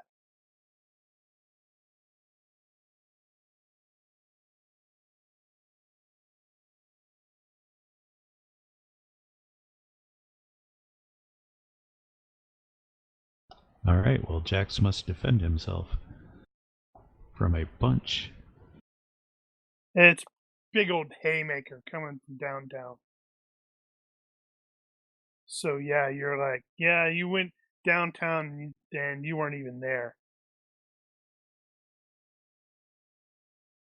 He does the Spidey, sort of leans back, and the punch swings over the top of him. Hell, somebody throws a punch at you, you can just stand there and take it.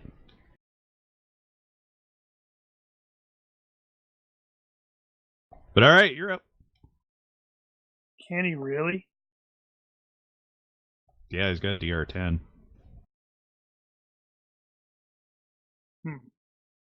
Means I definitely have to do actual damage with my Tonfa. Alright, so again, legs. Just one single attack. Ah. Very well. Except he's going to do 3 bounces. How's that? So he's at a -2 for every bounce. Actually, he's only going to do 2 bounces. Don't start doing any of that. We're not doing that. We're not? No, we already had that discussion. Okay, so it's guided. You just right, target but I'm what you doing a target. deceptive. It's always okay. You can do deceptive. You can do ranged feint. It's already got the overhead, so that basically means you're going to be hitting him from an odd angle regardless, as long as you've got the ability to bounce it. So technically you're sort of always bouncing it off of something. Alright, but the deceptive also... The deceptive, you're... manifested as bounces. Yeah, I'm presuming with the deceptive you're bouncing it off more than one surface, or you're doing it weird, like bounce it off the floor, then off the ceiling, and hit him in the head kind of stuff.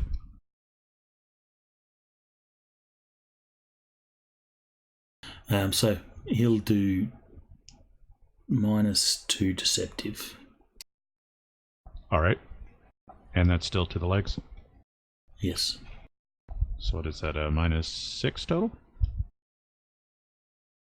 Correct. How about ya?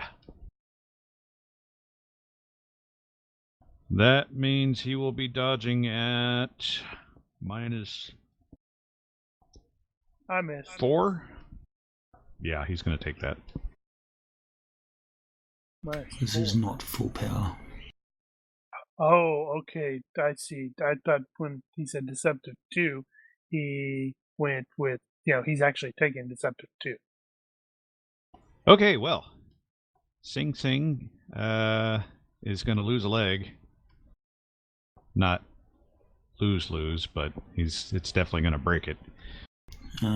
Double knockback as well. And it's going to do double knockback. So which So he's direction gonna- is he knocking back? Into the stairwell. He will be knocking him back towards the stairwell, yeah. Well, the Gonna door's hit closed. that door and bounce. Okay, so first, the hit to the leg. So he's going to make the knockdown roll for that. And fail, so he will be knocked down. He drops his weapons, yada, yada, yada. Hadn't drawn. Knockback is going to be... so that's 20 divided by 8. That's 2 yards.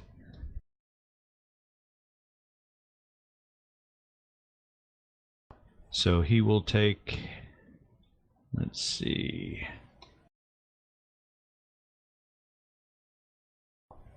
Because this is where Breakout Action 5. Smashing into a door.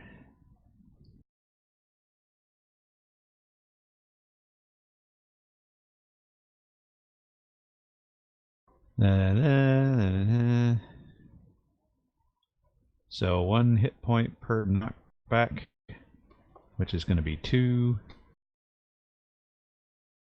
And if I'm not mistaken, that will be enough to actually break the door. Sweet.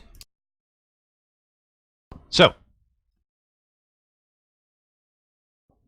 he has taken a total of, let's see, he's going to need 6 to break the leg, and then another 2, 8. Where the hell is he?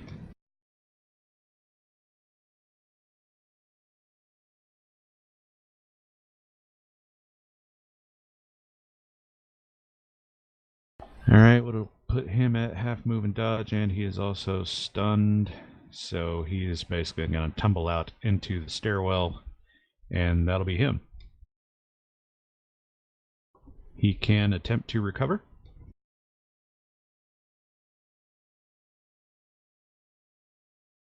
And he will not. So at this point, we need to do a little bit of bookkeeping, but first, what is Jax going to do? Is he just going to barge right into the stairwell? Oh, stairwell fight. Yes. Okay, so let me get situated here. I got to do a couple of things. I need to share that with you. No, I didn't want to share that. Ha! It is a stairwell fight. Moose is gone. Wow. Where was this earlier?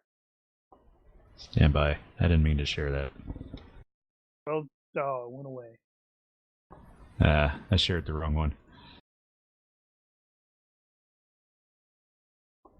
Meant to share that one. That's boring. We want the other one. Okay, so you guys can sort out where you're going to be, bad guys. So as far as the image there goes, basically that door is going to be broken out and Sing Sing is going to come flying through it. Followed shortly thereafter by some stranger in a blue hoodie. You guys will each have, let's see, there are 3 of you. 2 guys apiece, and I'll take 3 for me. Wow, that's a lot of dudes. Now, they are going to be positioned not necessarily at the top of the stairwell, and probably spread out a little bit, because they were prepared for somebody to come in from the bottom floor. So you need to remove Moose from the combat tracker. I probably do.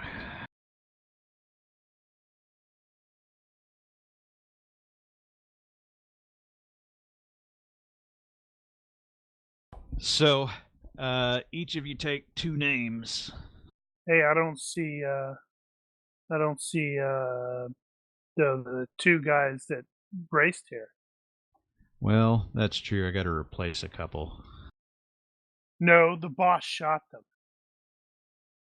Or they're in the van getting coffee.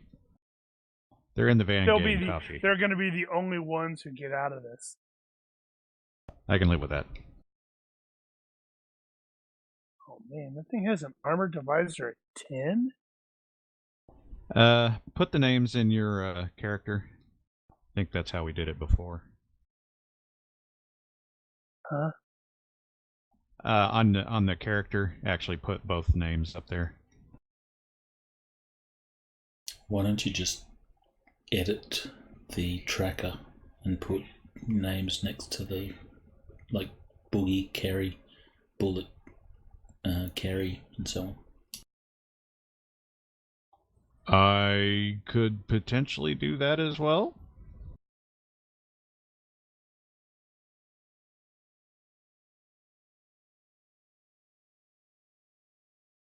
Yeah, you're going to have to, because it's going to otherwise not work.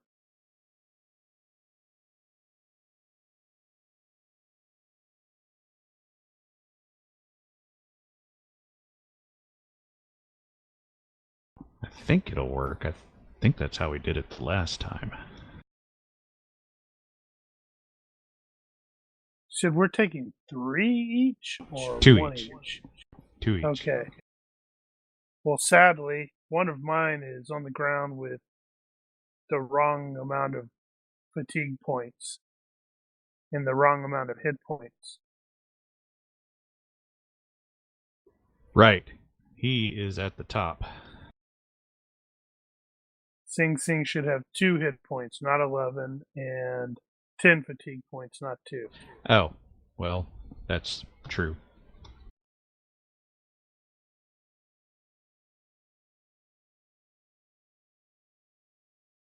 Which is awesome. That means I'm like at half move and half dodge and about to get knocked out.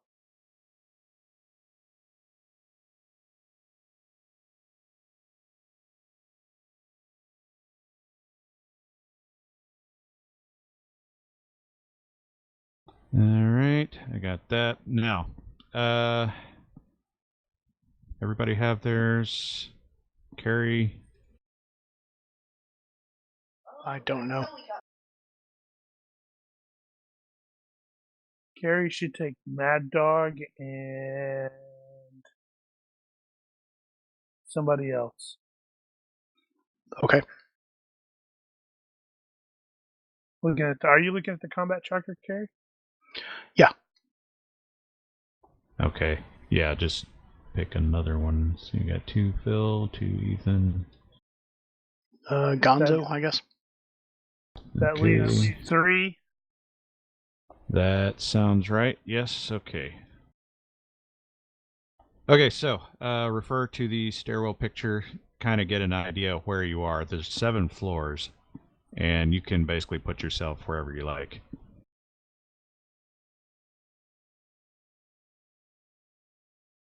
And Well, we'll have to... There'll be some fiddling.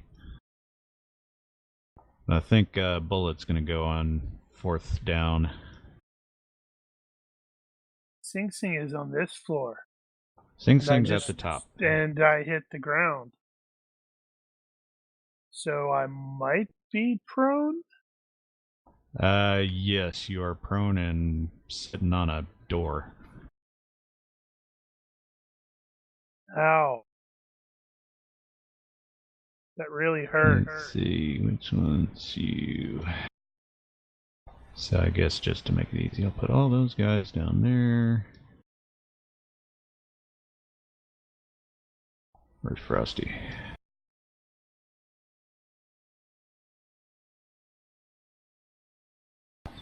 All right. What floor do you want the rest of your guys to be on? You said there's 7? There's 7 floors? Yeah, 7 floors. Cookie is down on the 2nd floor. 4 for Dodo and Locke. Roger. Mine will be coming down from the top. Okay. Wait, we are on the top floor. How about from the roof?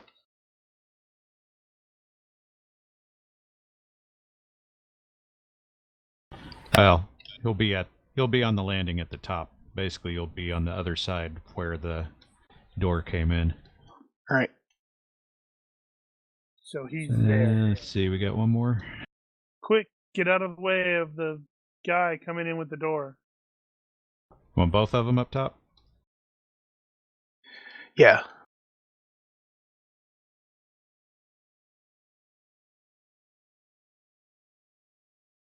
What happens if I,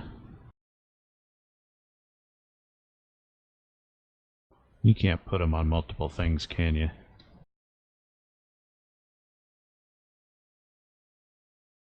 Yeah, that's what I thought.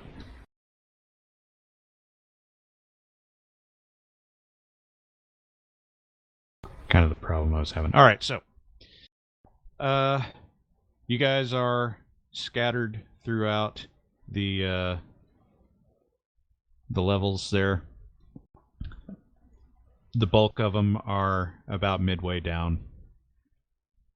And at the top level, you have Gonzo, and Mad Dog, who are basically over there, coming up and down at the top, and Sing Sing has come through the door over here involuntarily.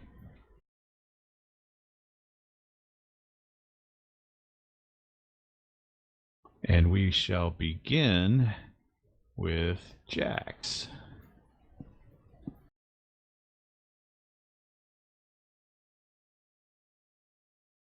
Jax is outside the door. All right, so Sing I'd Sing. say you were a couple of yards back from him when you hit him, so I'm gonna say you need to do a move and attack to actually go through the door on this round.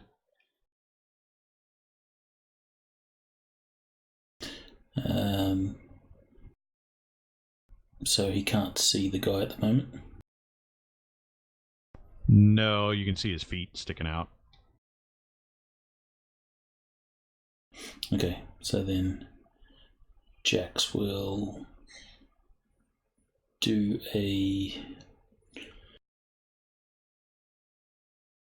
he'll do a move and attack that actually he'll just do it'll be a move and attack. So he will leap onto the wall that is opposite the door, kick off the wall while doing a aerobatic flip to appear on the head side of Sing Sing, assuming that Sing Sing is laying down that way. Right. Okay, so you're gonna land right in front of the other two that are on the same landing.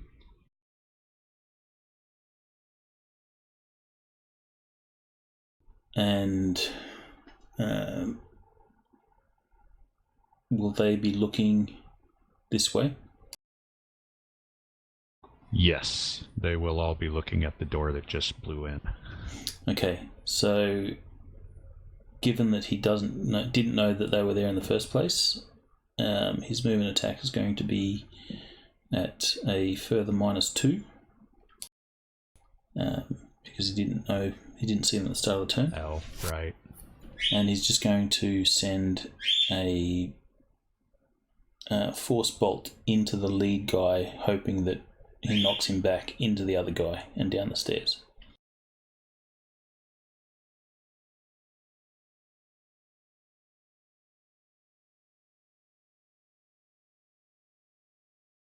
That's closer.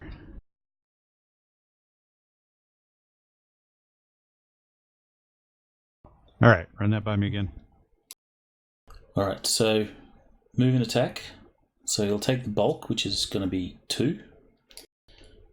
Because he didn't see the targets at the beginning of his turn, he'll be at a further -2. Got it.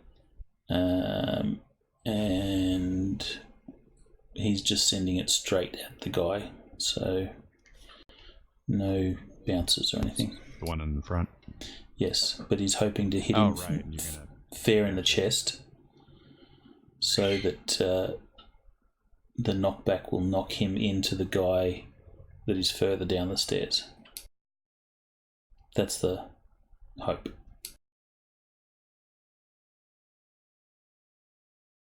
All right, so like so.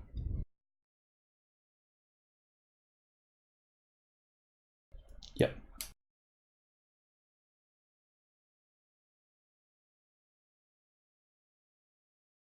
All right, you can get a dodge. I believe that's probably Bullet.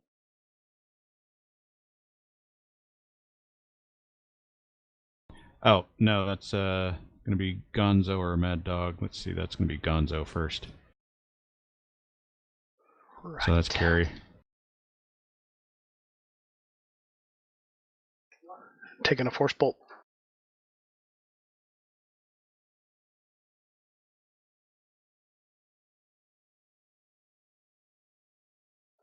Dodge.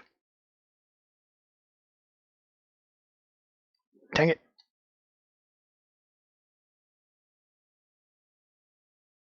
Hutta! Ow! Ow.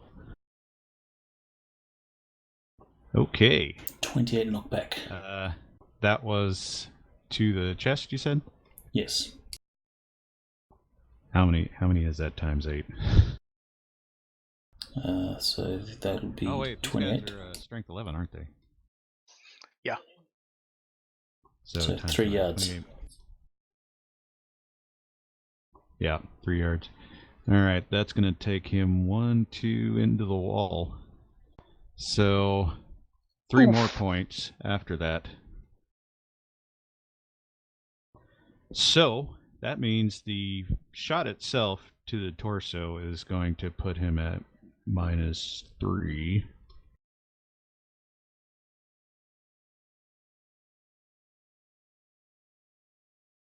So he can make a knockdown roll for that. Which is health or strength? Health.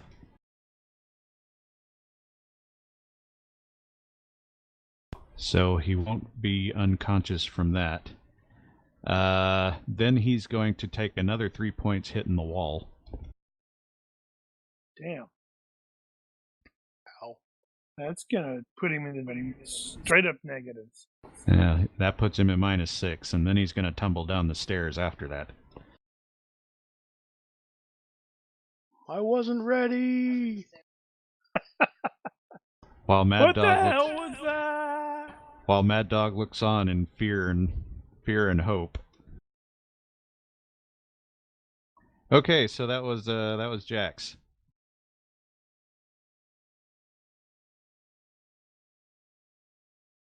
All right, Boogie is down below, and he's gonna go. Oh, actually, let's do the partial surprise thing for them too. Now that it's officially on. What was it? A D6. Jax gets a +3. Everybody else, actually, I can roll that, so that's they don't get a plus. All right, you got it. Okay, you win. So everybody else is going to be coming out of stun. So we'll start with me.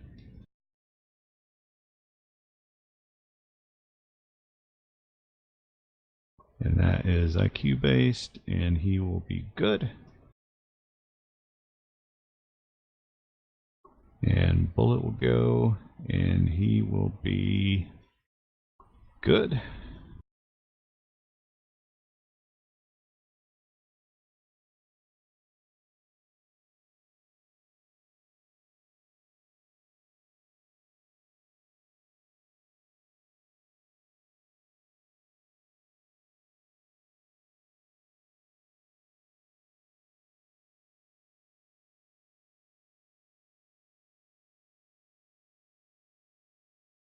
So that'll be Phil number 1. Oh, sorry. Brain was distracted. I am several stories down, so I don't know how much noise the force blasts make. So I might not even be aware that that's going on yet. He's gonna have heard the door get knocked down, and then somebody get knocked down the stairs, and Okay, so he's gonna spend this turn basically lifting his old school walkie-talkie up to hello, check in. he might have seen some flailing arms or something from down there. It's possible. There's also the gasping help. Actually, it wasn't a gasp, it was an exhale. Yeah, but you guys are on like the 7th floor, and this guy's I rolled. He's on the 2nd floor, Oh, okay. so he's literally 5 stories below you. So he's gonna chicken neck out there, see what's going on. Yeah, he's gonna spit. Yeah, he's gonna try to crane up there to see what the hell's going on. All right, next. And that's going to be Ethan, who just stepped out.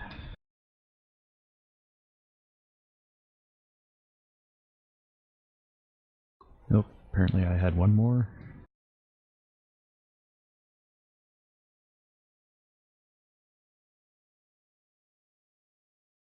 And he will be stunned.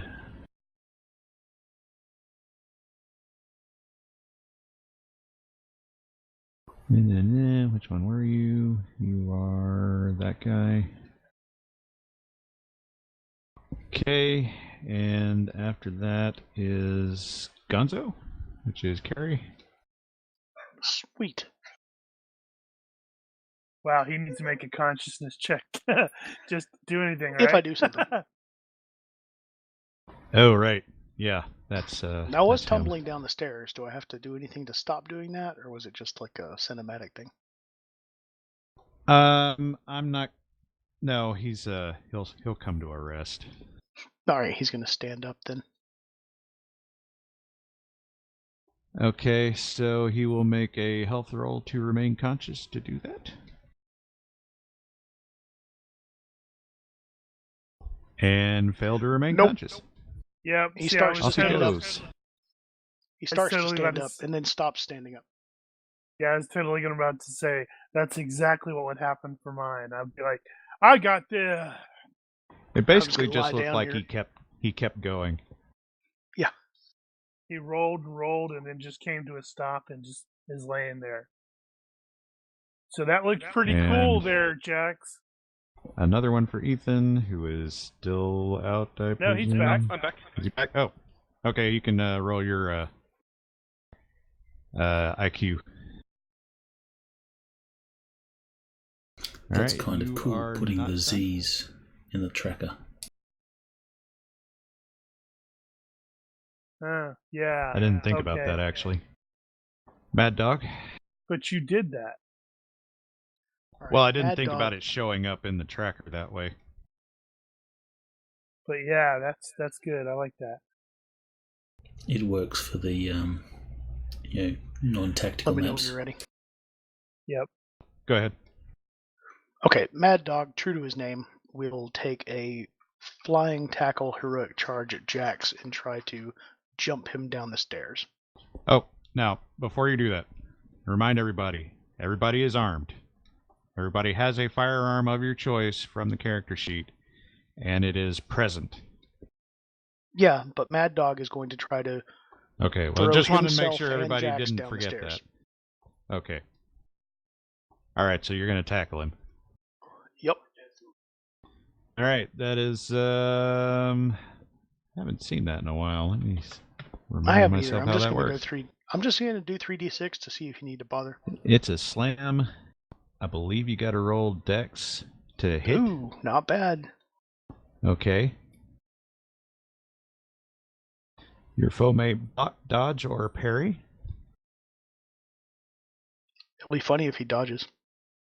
All right. Jax will be doing an aerobatic dodge. Sweet. So he will You're leap. gonna land on my guy, Carrie. Yeah, and He's Mad going Dog's to, go off the stairs. He's going No, to no. leap to the roof. As he's like halfway up, he's going to tuck and roll, kick off the roof, and come back down. Wow. I'm just thinking because like Sing Sing is right here, so it's like you're totally gonna land on me as I'm trying to get up. Whoops. Just the first one. Okay. Yeah, so Mad Dog just goes Hang on, full I haven't done the dive roll straight off dodge the yet. stairs. Yeah, he hadn't dodged yet. Oh, I thought one of those was dodge. I guess that is also a +2. Alright, so the dodge is good. So you are going to continue straight at him and basically give me a dex roll.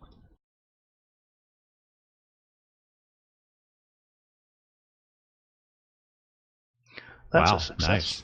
Wow, You nice avoided roll. you avoided tripping over Sing Sing as you flew through the door. Okay.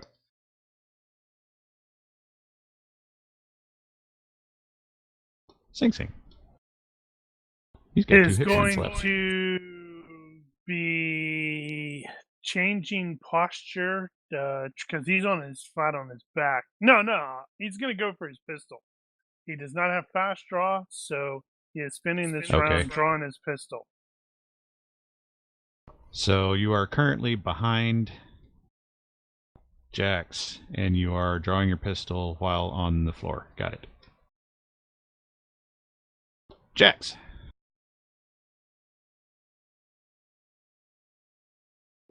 He doesn't like the gun, so he's going to do a force bolt at the weapon, bouncing it once. So off the tile into the gun. Yep. Actually, if he's in the hall there, he's going to do it off the wall. So if the gun is hit, it'll go plummeting down the stairwell. Gotcha. Indeed. All right. I believe the pistol is going to be -5. So that will hit. Wow. All right. -2 to your dodge, I guess. Plus the your prone, so that's -5 total. Oh boy, that means I got an effective dodge of 3. Probably not going to work. So not only was the pistol knocked free and sent spinning, I think he broke a finger.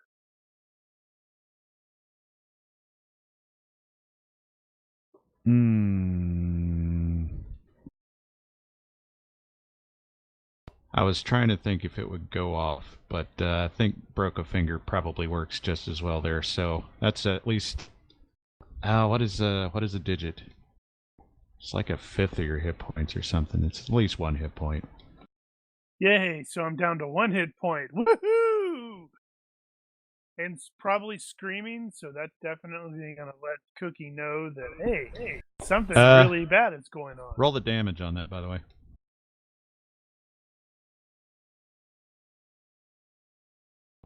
I should have you specify the number before. Okay.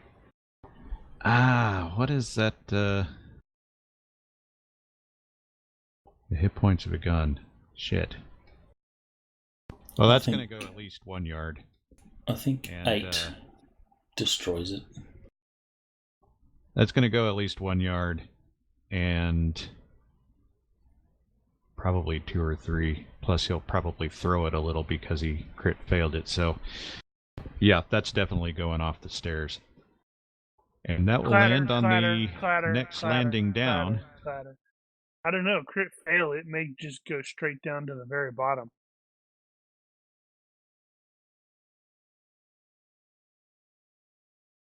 I have noted its position. So, yeah, he lost that. All right, now, who is this boogie? Where are you?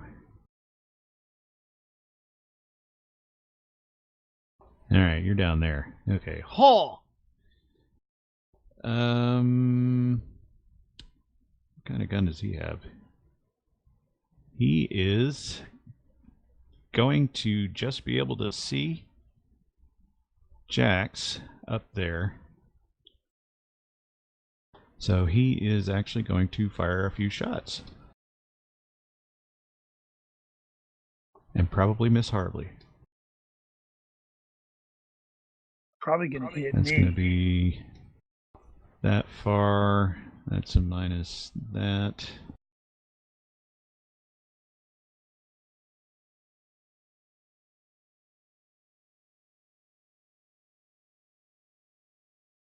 I forgot to put my damn yards on there.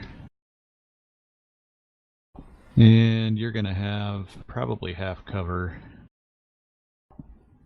Call it that.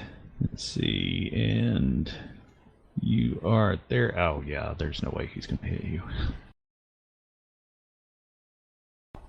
Yeah, that's a no. But there are shots going off now from down below.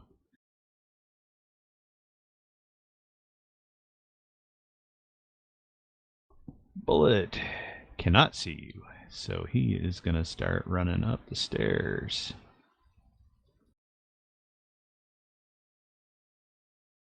Cookie.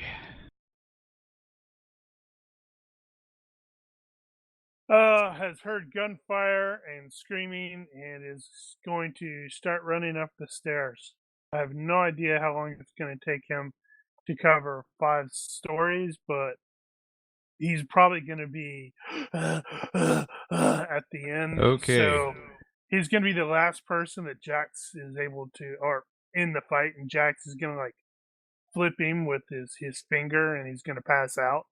Well, let me see here. That's going to be 1, 2, 3, 4, 5, 6, 7, 8, 9, 10. So that's going to be 10 yards. That's going to be 2 rounds apiece. 4 seconds. 5, 6, 7, 8. Call it about 10 seconds per floor. Okay. So he starts running. He's going to be a 50 bit. seconds. Almost a minute. That sounds about right. And he's going to be dead tired when he gets there. I'm telling you, it's going to be the tail end. There's going to be no shooting or anything. He's going to come up there gasping and huffing and puffing, and everybody's going to be knocked out. And Ricochet is going to be gone, and all the girls are going to be gone. And he's going to be like, "What happened?" All right, next, Dodo. All right, so Dodo and Where Locke are you? are the exact wrong gang people to have next to each other. So Dodo is going to say, "Come on, man, we got to get up the stairs and help out." And Locke is going to refuse, just outright refuse, because that's a super, I don't want to die, etc., etc.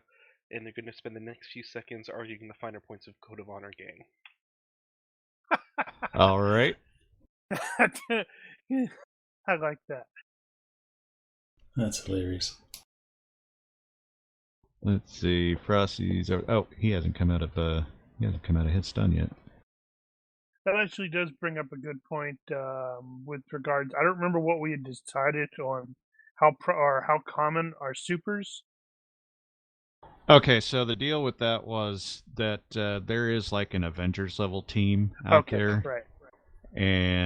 but they don't operate at this level.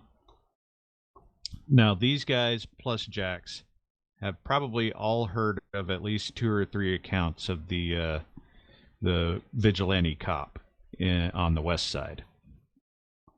And you probably heard 1 or 2 instances of some kind of angel downtown.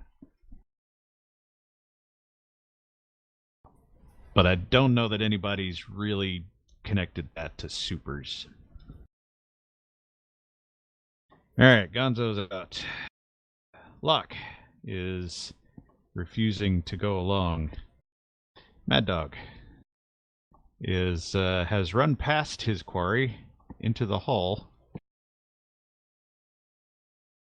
All right, I will turn. How far away is he? You got about 2 or 3 yards, but you do have at his back. I'll draw my weapon. All right. Weapon presented. Sing Sing is on the floor and is now with a broken finger and no gun. Yeah. So he is. I think he's going to be trying to get the heck out of the way. He's like, not quite. No, he's on his. Well, yeah, he's scooch up to the wall, I guess. No, remember he came out. He's flat on his back. His head is probably in that direction. Yeah. So he's going to probably be changing posture to kneeling as he's planning to try to get the hell out of here. Which direction is he planning to go? Is he going back out into the hall? Yeah. Okay. Did I get rid of him?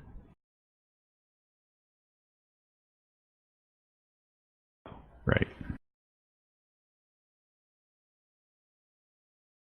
Facing Jax, I presume. So you are still actually in contact with him. But you are going to kneeling. Got it.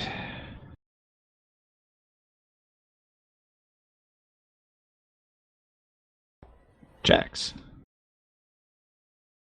Alright, so Jax is going to throw a force bolt at the floor between the guy that's in the hall, between his legs. So it bounces up and off the back wall, hits him in the back, and then Jax is going to be waiting for the knockback to basically grab him and direct him into his buddy that's still in the stairwell. So it'll be a rapid strike. Okay. I hope I explained that.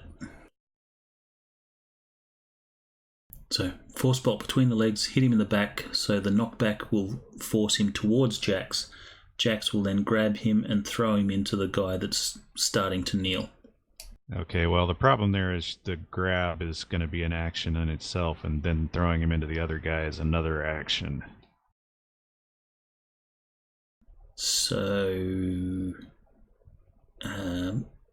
what about just direct him? Not necessarily throw him, just sort of aim him a little. Blast him into Oh, me. just point him at him. Yeah, so that as he stumbles forward or is knocked forward, he might knock the guy down. give you that. Captain America could do that. I'll give you that. So, go ahead and call that a rapid strike, and I'll just say the next attack is with him. I will take the flurry of blows. So the dex that normally does not apply to range. So the dex portion will be at a reduced penalty. I don't think you can do flurry blows with a ranged attack. No, but I mean the melee portion. So the ranged attack will be at -6, but the melee portion at -3. That's... Okay. That's not what I was thinking. The problem is, well... Okay. I'll roll and see if it's really going to make a difference. Yeah. I was thinking just aim him at the other guy on the bounce. So his knockdown goes into him instead of you having to actually put hands on him.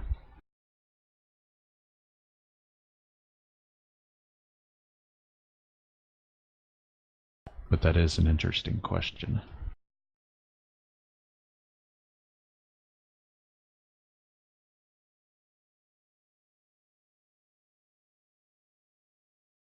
Doesn't matter, the bounce misses. Wow. Okay. Do you have luck?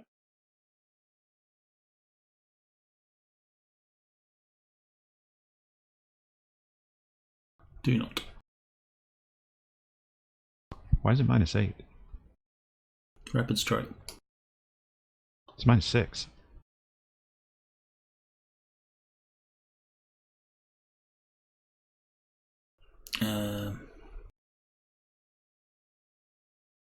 Yeah. The -6. Yeah, but the one bounce because it was between his legs. No bounce. Okay. Don't do that. That's right. So there was no deceptive. It was just bouncing off the back wall. Okay. So then that is a hit. Oh, well, if you meant deceptive, that's another matter. No, it wasn't deceptive. It was just so it went between his legs, bounced off the wall behind him, so that it hits him in the back and knocks him forward. Or knocks him towards Jax. Alright, so then yes, it should have been a -6. That means you hit by 0. So, Mad Dog will actually have to dodge that. Well, poo. It'll be at a -2. Which puts him to a 6. It's not great. Oh my god! Cow.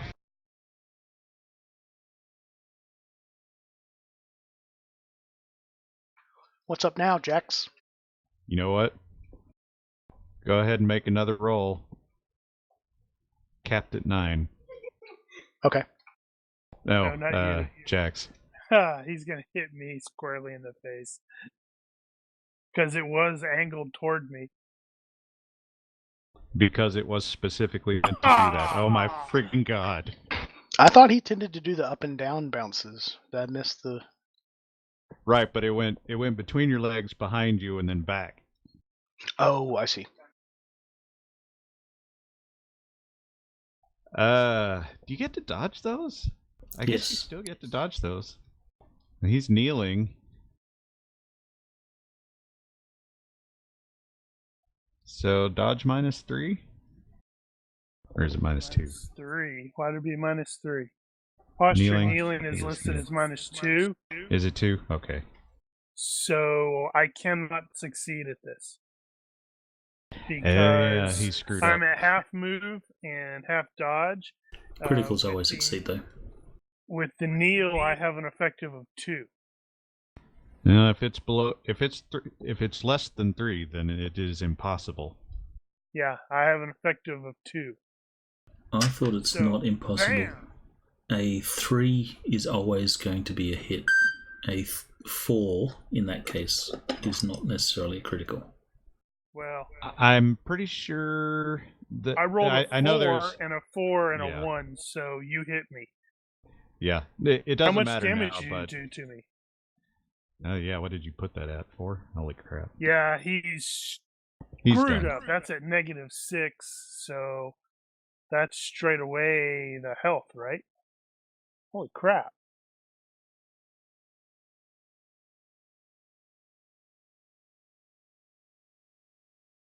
Well, he's not unconscious. He's knocked down again, though. Oh wait, that would be the knockdown roll. Yes. Oh, right, so... But, Right. no, Dex the roll. first one was... That's all he has The to first... do. No, I went into the negatives. Right, but that's on his turn. Yeah, but you still have to make the dex roll for knockback. He did get knocked back, though, so that was a total of 14, which is going to knock him back 1 hex. Which is going to plant him into the wall and give him another point.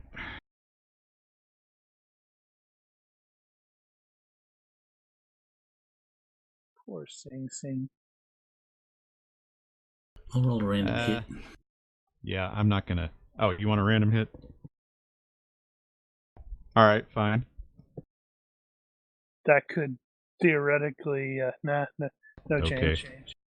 All right, so we'll just we'll cheat that. Say he's going to be prone again.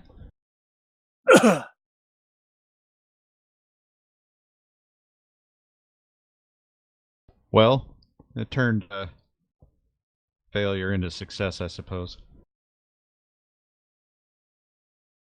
Jax is almost going to apologise. That wasn't supposed to happen. Let's see. Where's Boogie? Boogie is down there, so he's running up the stairs, and he's going to get stopped by Locke, who is arguing. Bullet is going to hear the arguing back there as he's running upstairs and turn around at the top of the stairs and start yelling at them, trying to be leader. Cookie is running up the stairs. Dodo is getting yelled at by Bullet to get moving.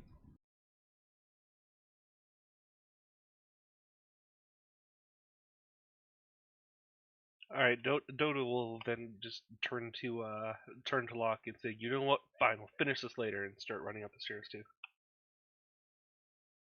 All right, so he's gonna be there-ish. Frosty is still stunned. He just can't believe it. And he's still stunned. He just wasn't ready for this crap. Gonzo's not going anywhere. Locke. Locke's getting pushed from behind and yelled at from ahead.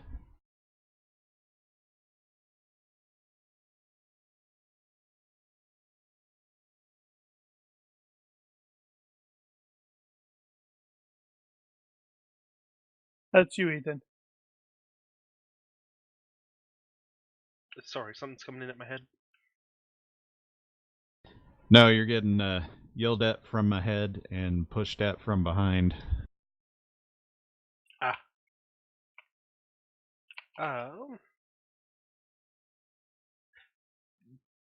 Yeah, Locke will begrudgingly. Alright, it's a bad idea. I don't know why you guys are doing it. And start grumbling the whole way, but start making his way up. Mad Dog. You have a Mad gun Dog. out. Yeah, Mad Dog sees the force bolt bouncing around, and he goes, "You're one of them," and unloads his pistol. Center of Bring mass, it. 3 shots. This is totally get, where I would roll 18. 4 yards.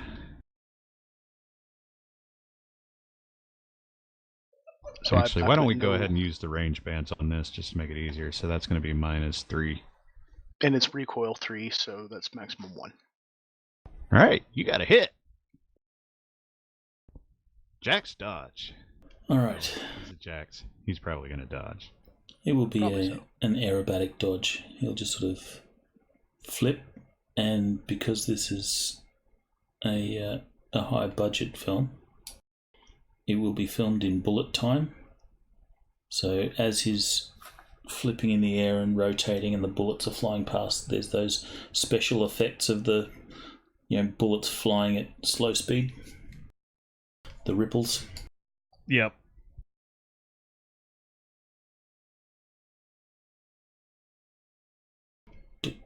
Just the first one. Why do you keep doing that? Double clicking the You know better. I do.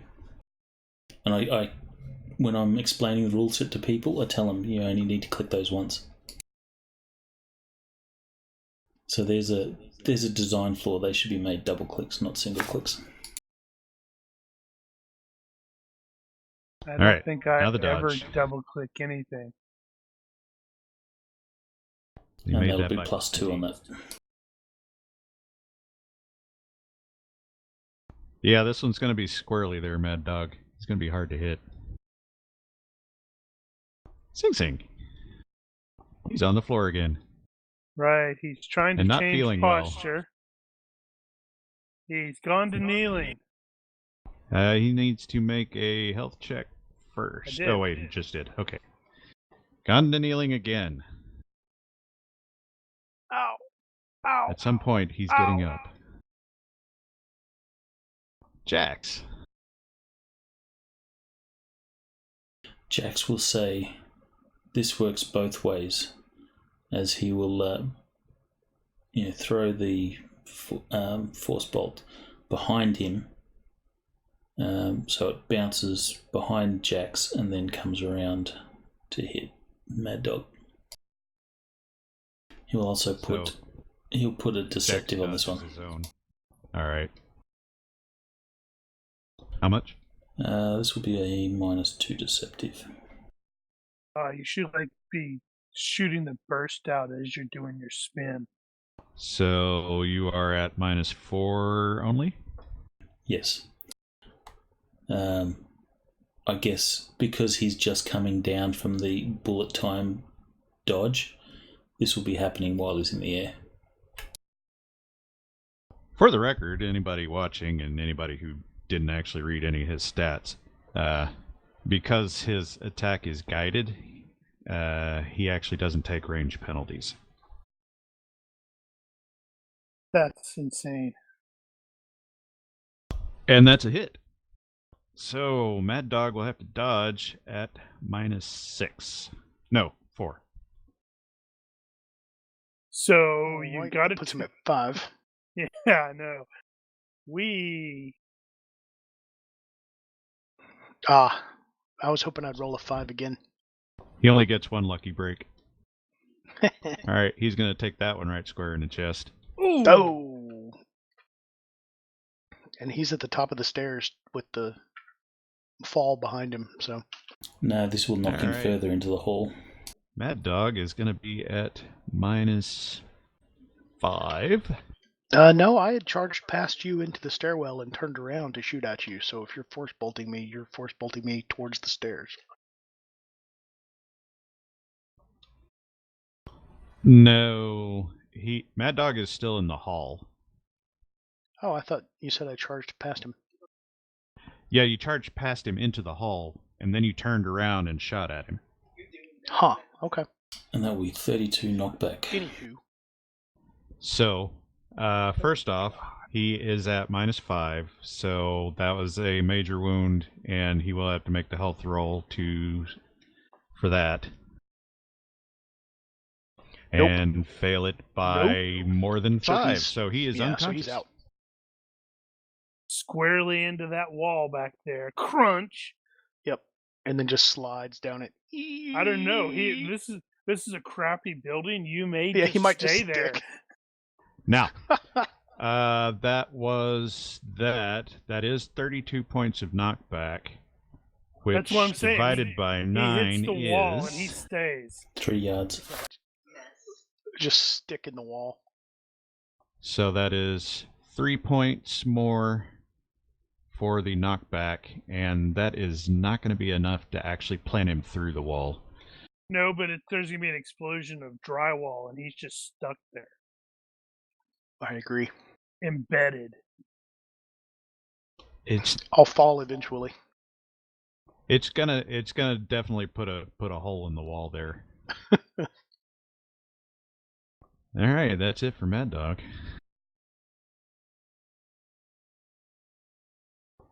Boogie, where are you? Damn, Boogie both of Carrie's are out. Yeah, I know, right? Well, one of needs to mine take is another going one. to be like... I'm a team player. Oh, right. Boogie was the one that was shooting. He's going to shoot some more. So he's, we'll call that minus... That's probably going to be the medium range. You could just roll the dice and then see whether you need to work it out. And you're still going to have some cover... At least that much, which doesn't give him particularly good chances. At all. Nope. More shots coming from below and disturbing the fellows that are running up the stairs. Bullet says, "Oi, stop shooting." Wait, I thought they were like Russian. When did he turn sort of They're not Russian. British? The girls that were up there were all immigrants of some form or another. One of them happened to be speaking some Slavic language or other. These guys are not Russians. Say hello to Com Junkie, who's in the stream chat. Hey, Mark. Tom Junkie, that guy sucks. Cookie. He's running been a us little to AWOL lately, hasn't he? He doesn't Dodo. love us anymore. Dodo at least started going up the stairs. What do you have planned? Are you just going to keep running?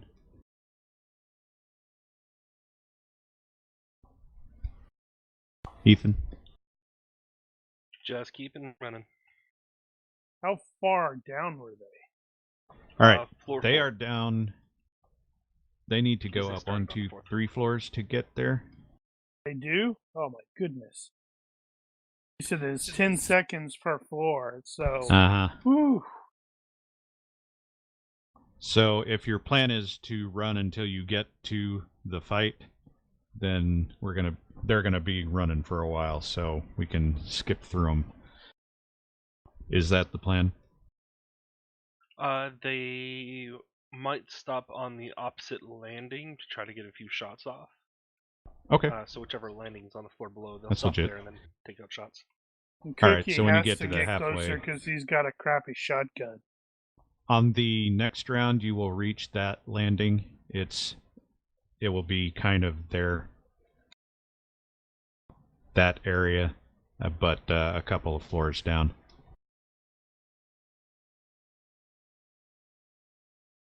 I'll leave that up. All right, so he's moving. Frosty, is gonna come out of stun this time for sure. Yes, finally. He sees everybody coming up from below and figures he's got to do something.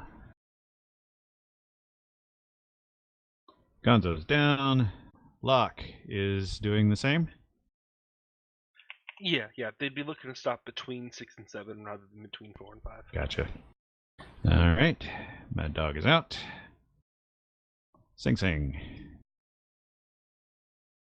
He just saw Mad Dog get planted.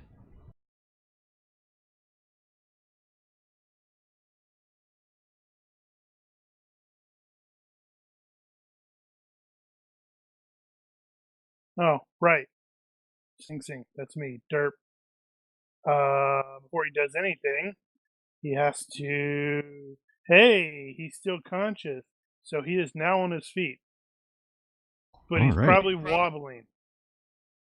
He doesn't look good. At all. He's murmuring something about gonna get you, gonna get you. He's definitely looking punch drunk. He doesn't have his weapon, does he? No, he you does broke not. my hand, remember? Alright, so Jax will see that he is not in a good way. But a disembodied voice is going to say, finish him. So Jax will stand in the hallway, or the doorway to the stairwell, and he's just going to, effectively rapid strike, throwing his force bolts down the stairwell and letting him bounce around just like the blaster in the Death Star trash compactor. So he's just throwing him, not aiming to hit anyone. He just wants these to bounce around and have people go, stop. Shit, I'm not going there.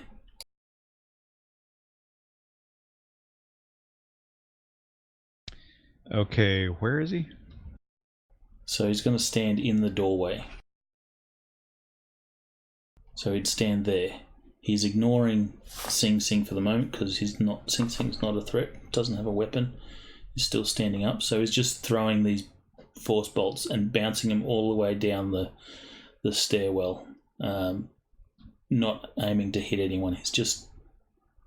It's all for visual effect to make the guys think twice about running up here. Okay. So they're just going to bounce around like pew pew pew pew pew pew. Well, you can do that. You know what? Roll one anyway. You roll a 3, you hit somebody. Oh, that was close. Somebody had to die.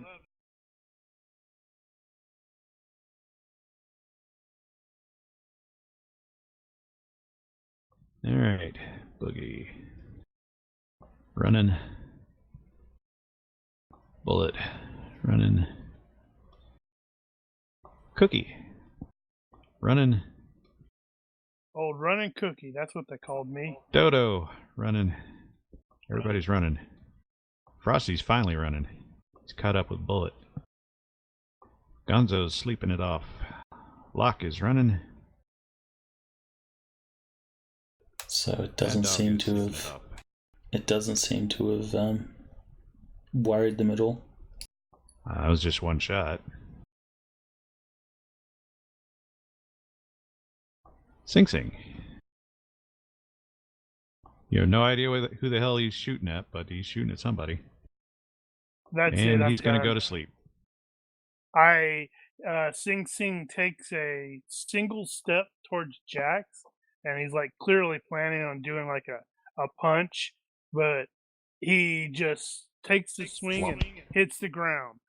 Unfortunately, since his back was up against the wall, he's going to basically go face right into the rail, and his head sticking through the rail. At least he didn't flip over it. Yeah, he wasn't. If he had gotten closer, he might have actually thrown himself off. All right, you threw one down there, and it's bouncing all around.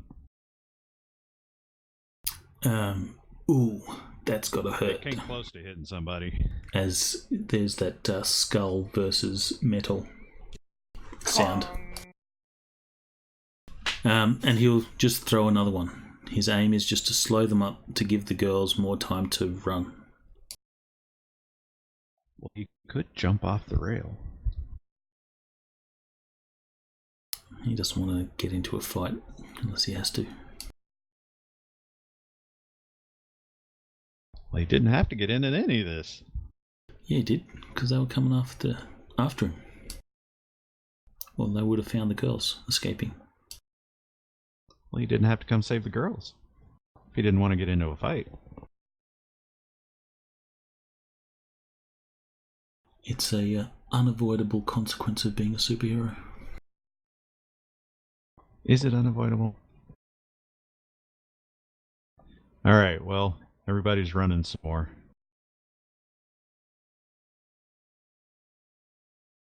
Except the sleeping ones. Alright. A second has passed. So, Jax will just be doing this over and over again until they either stop running or they get to the floor below, at which point he's going to start retreating back towards the girls.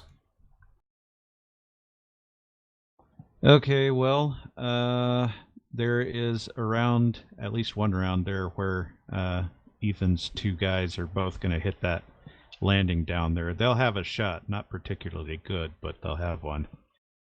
Actually, are you continuing to stick your throw it over the ledge? Yeah, he's not. Okay. He's not going to be visible, so he's going to be like bouncing it off the walls and stuff. Okay. So they're just He's not bouncing. actually leaning over. Yeah, they're just bouncing everywhere. So, like I said, blaster bolt in the Star Wars trash compactor. Okay, they will. Let's see. Looking at that angle. Yeah, they're going to have to go another landing up before they can actually get a shot on you if you're backed up against the wall.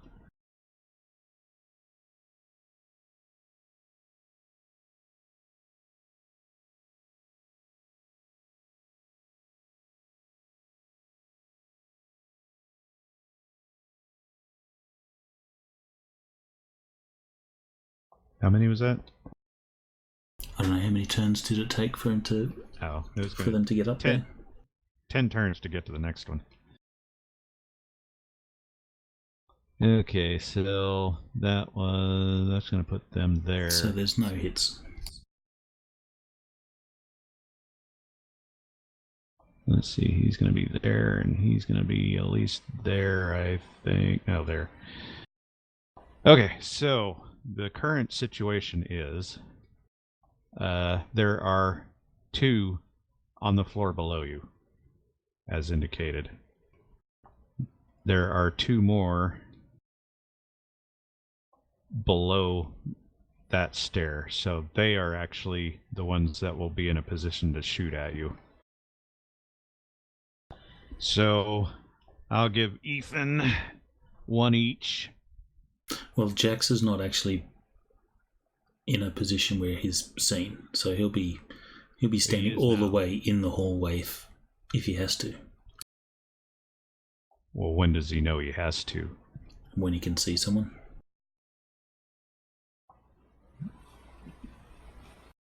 Okay. Then... So at most they would get a move and attack on him, I guess. Well, they're gonna get a move and attack.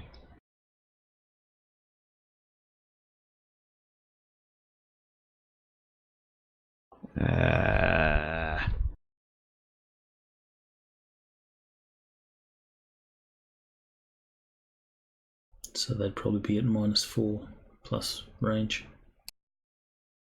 Okay. After that, what? You're just gonna back into the hallway and then what? Heading towards the girls, and he's just going to make sure that they're making their escape. Well, they've had at least 30 seconds, so they're piled into the stairwell, going to the next floor to get out on the fire escape. They are all behind you, or they are all definitely on their way out. Alright, so, well, Jax will do that. He'll sort of catch up with them and just make sure that he's covering their escape. So if these guys still pursue, then he will, he'll be in such a position that they're never going to get to the girls without getting past him first. That's terrible. You should have attacked down the stairs, and you could have had a Daredevil stairwell fight.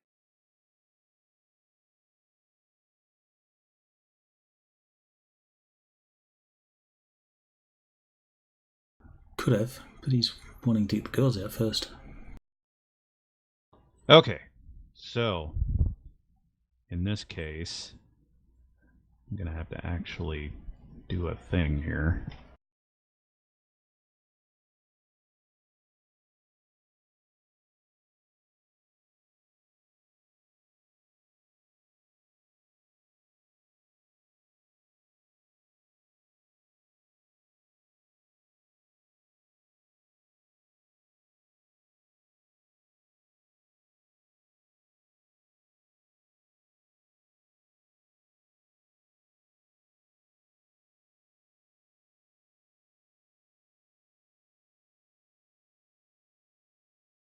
Okay. We are back on that map, and this room here is the one where the stairs are going up to the roof. The corner where I currently have you is the corner. Stairs are here. This is where they'll be coming out. The first that will come out is actually going to be Bullet. Alright, so Jax will be taking opportunity fire.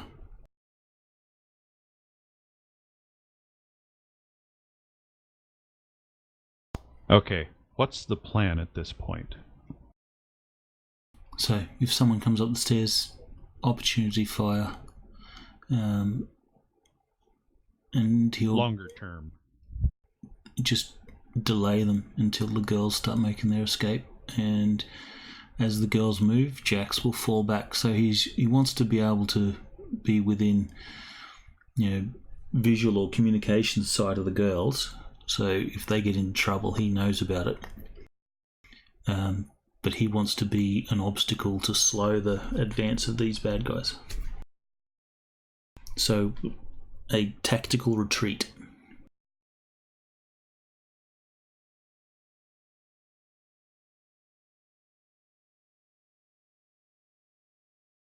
But he doesn't want to leave the girls unattended while this is happening. Or while they're heading down the escape.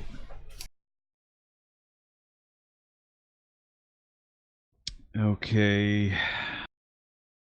Trying to think here.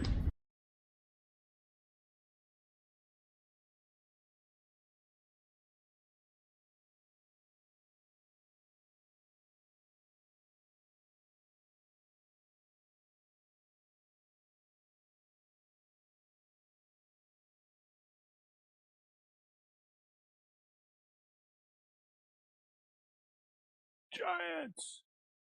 Darn, we were almost giants. Okay. So Bullet's gonna be the first to this top of the stairs. He's gonna stick his head out and see if somebody's down there, because you're not making any noise, I presume. No, but he will have his head around the corner, just watching, waiting for the first person to appear. Are you actually around the corner? Yeah, like partial cover.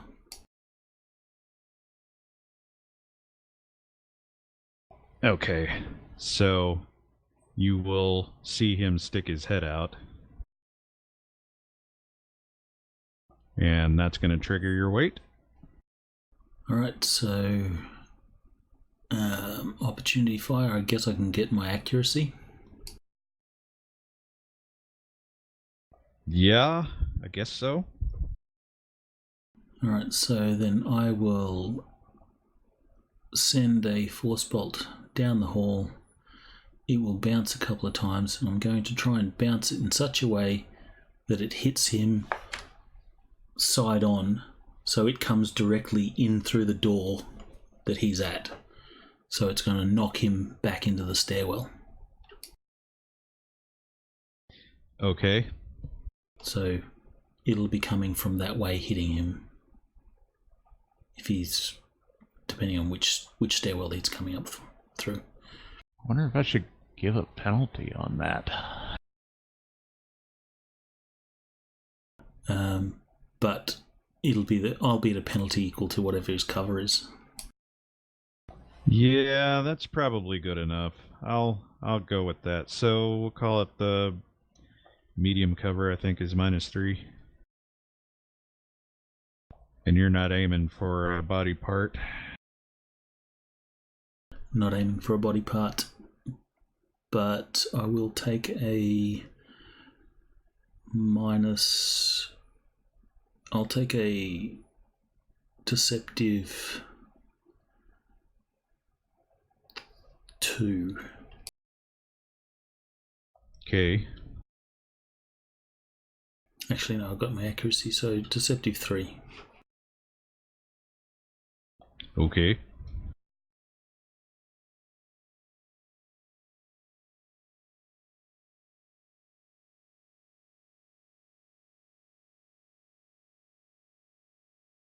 Well, you like trying to squeak it by, don't you? No. Yeah. Let's see. So deceptive 3, Title. you say? Of your sex tape. Indeed. I think that puts me at -5. That doesn't sound good for me. -4, won't it be? No, 2 for the overhead. Yeah, but I only did -6 or -3 deceptive, so. Yeah, that's -5. Oh, yeah, okay. Brain fart. Brain. Okay, yeah. He didn't make that. Surprising no one. Yeah, do the damage. Alright. 34 knockback. 34 knockback. What did we figure that at? Did I close that calculator? So it'll be 3 yards if he's got the same strength as all the rest. Almost 4 yards. So 1, 2, 3. Okay. You probably weren't aware of it, but actually, no, that's not gonna. No. Stand by. Okay, no, that's just gonna put him down the hall. So that's gonna throw him right into the rest of them as they're stacking up on the door. Except for poor Cookie, who's still running up the stairs. Much slower now. He's taken a while to catch up. Yeah. Okay, well, just to make the long story short, after the boss sticks his head out and gets blown back through into the lot of them, they're going to be less. I was hoping he'd go over the side. Yeah, well, it wasn't facing that way. It's kind of disappointing, I know, but. How about Universe? Maybe he bounces off one of his buddies. Or maybe knocks one of his buddies over the side. Guess not. Nope, nobody goes over. Instead, they all drop all of their grenades and they roll toward you. But Bullet's not getting back up. He's had enough. He's gonna be in the hospital for a long time as it is, and he's been running up those stairs. At least So is Sing Sing 4 and flights. Mad Dog and Gonzo, and they're going to be in the hospital. Yeah, they're not gonna pursue further at this point. They can't afford the hospital. Well, that's the thing about hospitals. You don't have to be able to afford them to get in. You just have to be able to in this afford them to world? get out. You can always go to the ER. Oh, okay. They're not allowed to refuse you, as far as I know. They get a MOOC or a MOOC discount. Unless you know we were otherwise, because you're in the business. Oh no, I thought we were in a slightly dystopian Dark Knight kind of. No, it's modern enough for that, at least. Yes, they will be treated. Not quite Gotham. Well, it's still Gotham, but even in Gotham, you probably still have that. Plus, they may know a street doc who has been. They're just going to be in debt for the rest of their lives. So, I assume that we will make the escape. Yes, you are going to follow the girls down the fire escape, I presume, and lead them to some manner of safety. I don't know where you would take them, honestly. I will find a phone and I will make a call for the cops, and I will chaperone these girls until the police arrive. At which point, Ricochet will fly away. By waiting for the police to arrive, I presume you mean waiting to see the red and blue and then disappearing. Yes. Okay.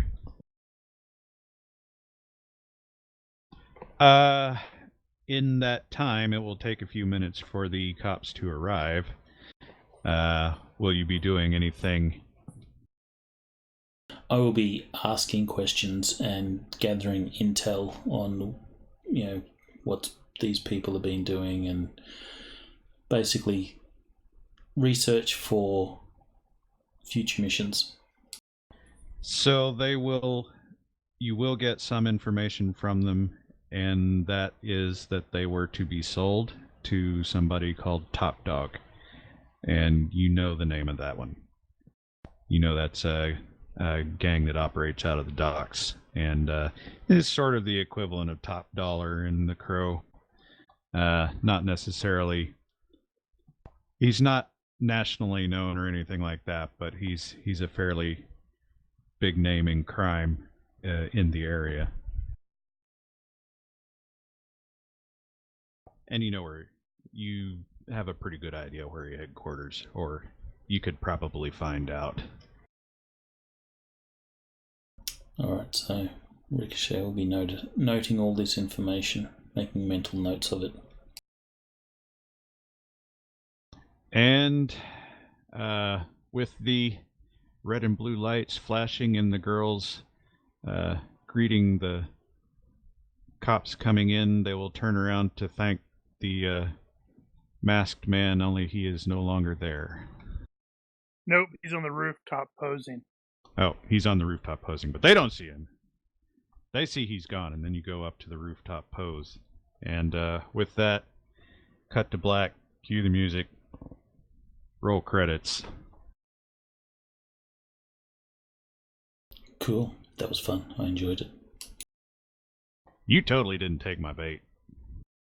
What bait? I wanted you to fly down the stairwell and fight him down there. That means he's going to have lots of guys shooting at him.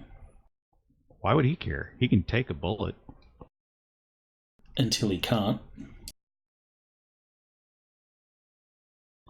To be fair, he may not actually know he can take a bullet immediately. This is early in his process. He probably knows that he can take... Punches don't hurt him as much as they used to. Punches don't hurt him at all. Ain't nobody gonna do 10 points of damage. I could do 10 points of damage. Unless they're super.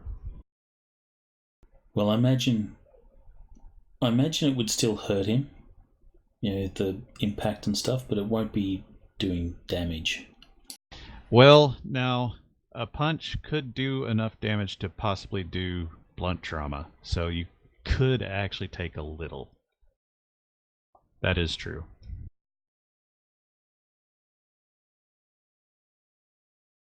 Alright, well, I don't think we have anything to do unless you want to talk about any Points? changes you want to make. No points. I don't think I gave Phil any points when he did his either. This is just a side thing. Sadly, no. I was cheated. I got although- no points. I think if we start the official campaign at some point, those guys who have actually gone through their origins might get some kind of credit for it, I presume. That makes sense. Just like writing an origin story or doing a character portrait.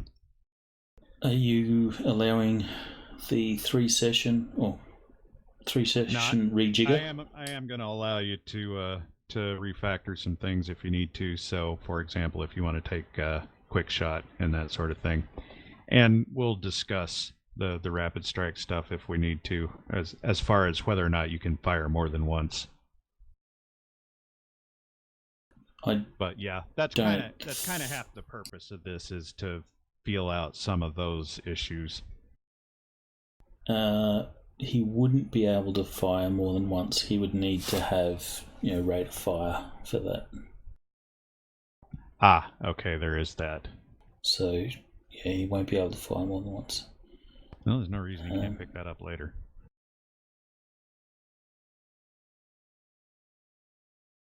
Yeah, that's all perfectly legitimate upgrades down the road. But I will be rejiggering to get judo. Ah, okay, right. So just so you know, and so anybody who's watching knows, the plan is next week to do this again with this time going after Top Dog. And who is Top Dog? That's the boss that the girls were going to be sold to. So. Oh, so it's the Ricochet again, part 2. Right. I don't recall, did we mention a cop that Ricochet knew? I don't think you've talked about a cop specifically, although I had kind of had one in the back of my head, sort of a Officer Albrecht for him. Like the one Because Ricochet doesn't. Ricochet has no love for cops because he thinks they're just, lazy, donut eating, not solving crimes type people. But if there is one, I can't remember if we mentioned there was one cop. It was his parole officer. He had a bit of a rapport with his parole officer. Discussion that way. So it wasn't a cop. We didn't actually establish that he was on parole. We talked about that, but I don't know that you necessarily said yes, that was going to be a thing. Well, So he has social stigma, criminal record. He does.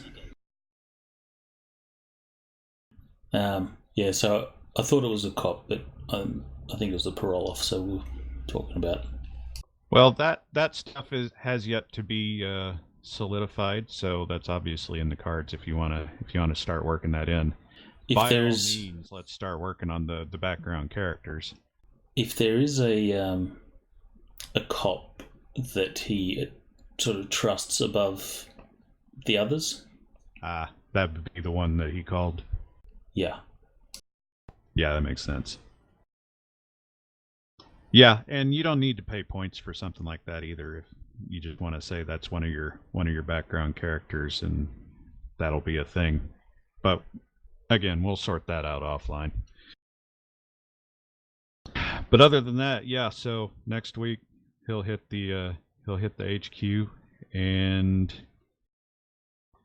that'll be his thing. So that will be the last week for me this year. And that'll be the last week for him for the year. And I'm presuming we're not doing anything because nobody's spoken up, so...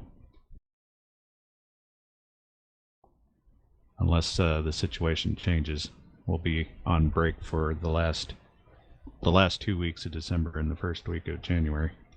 Unless someone wants to... Unless someone wants to do a full invite session. Yeah, there is that. I did actually consider it was a bit too late in the process. I did consider bringing in some noobs for this. I'm It might have been a available for little that. confusing, but And if someone wanted to, I did, fully adventurize that exit 23. So if someone wanted Right. to run that for a whole bunch of ring-ins that want to try GURPS on Fantasy Grounds, that's an option. well, as I was gonna say there, that Ethan and Carrie both, if you guys start getting actual character stuff done to the extent that we did for Ricochet here, then we can start working on your origins as well. Okay. I may need some help with how to not spend too much on my powers, but I'll make a By post. all means. Yeah, if you want me to, I'll start picking at you one question at a time, like I started with Brian. Yeah, that's fine. All right. So yeah, if you are watching this and you have questions, corrections, suggestions, or general hecklings, feel free to leave a comment or find us on Discord. Thank you for watching. Olympus out. Oh, actually, before we go out, do you want to share that? Damn it, you screwed it up. I know, it was so good too. Jesus, Brian, you had one job. Do you want to share What your was that? intro image so people can see the Discord URL and stuff? Well, I can. Did I unshare it? Yeah, I didn't do an end card for this one for some reason. Alright, so there's the Discord URL if people want to leave comments and chats. Now you can do your outro. Alright, well, I'm not going to repeat the whole thing. But Olympus out.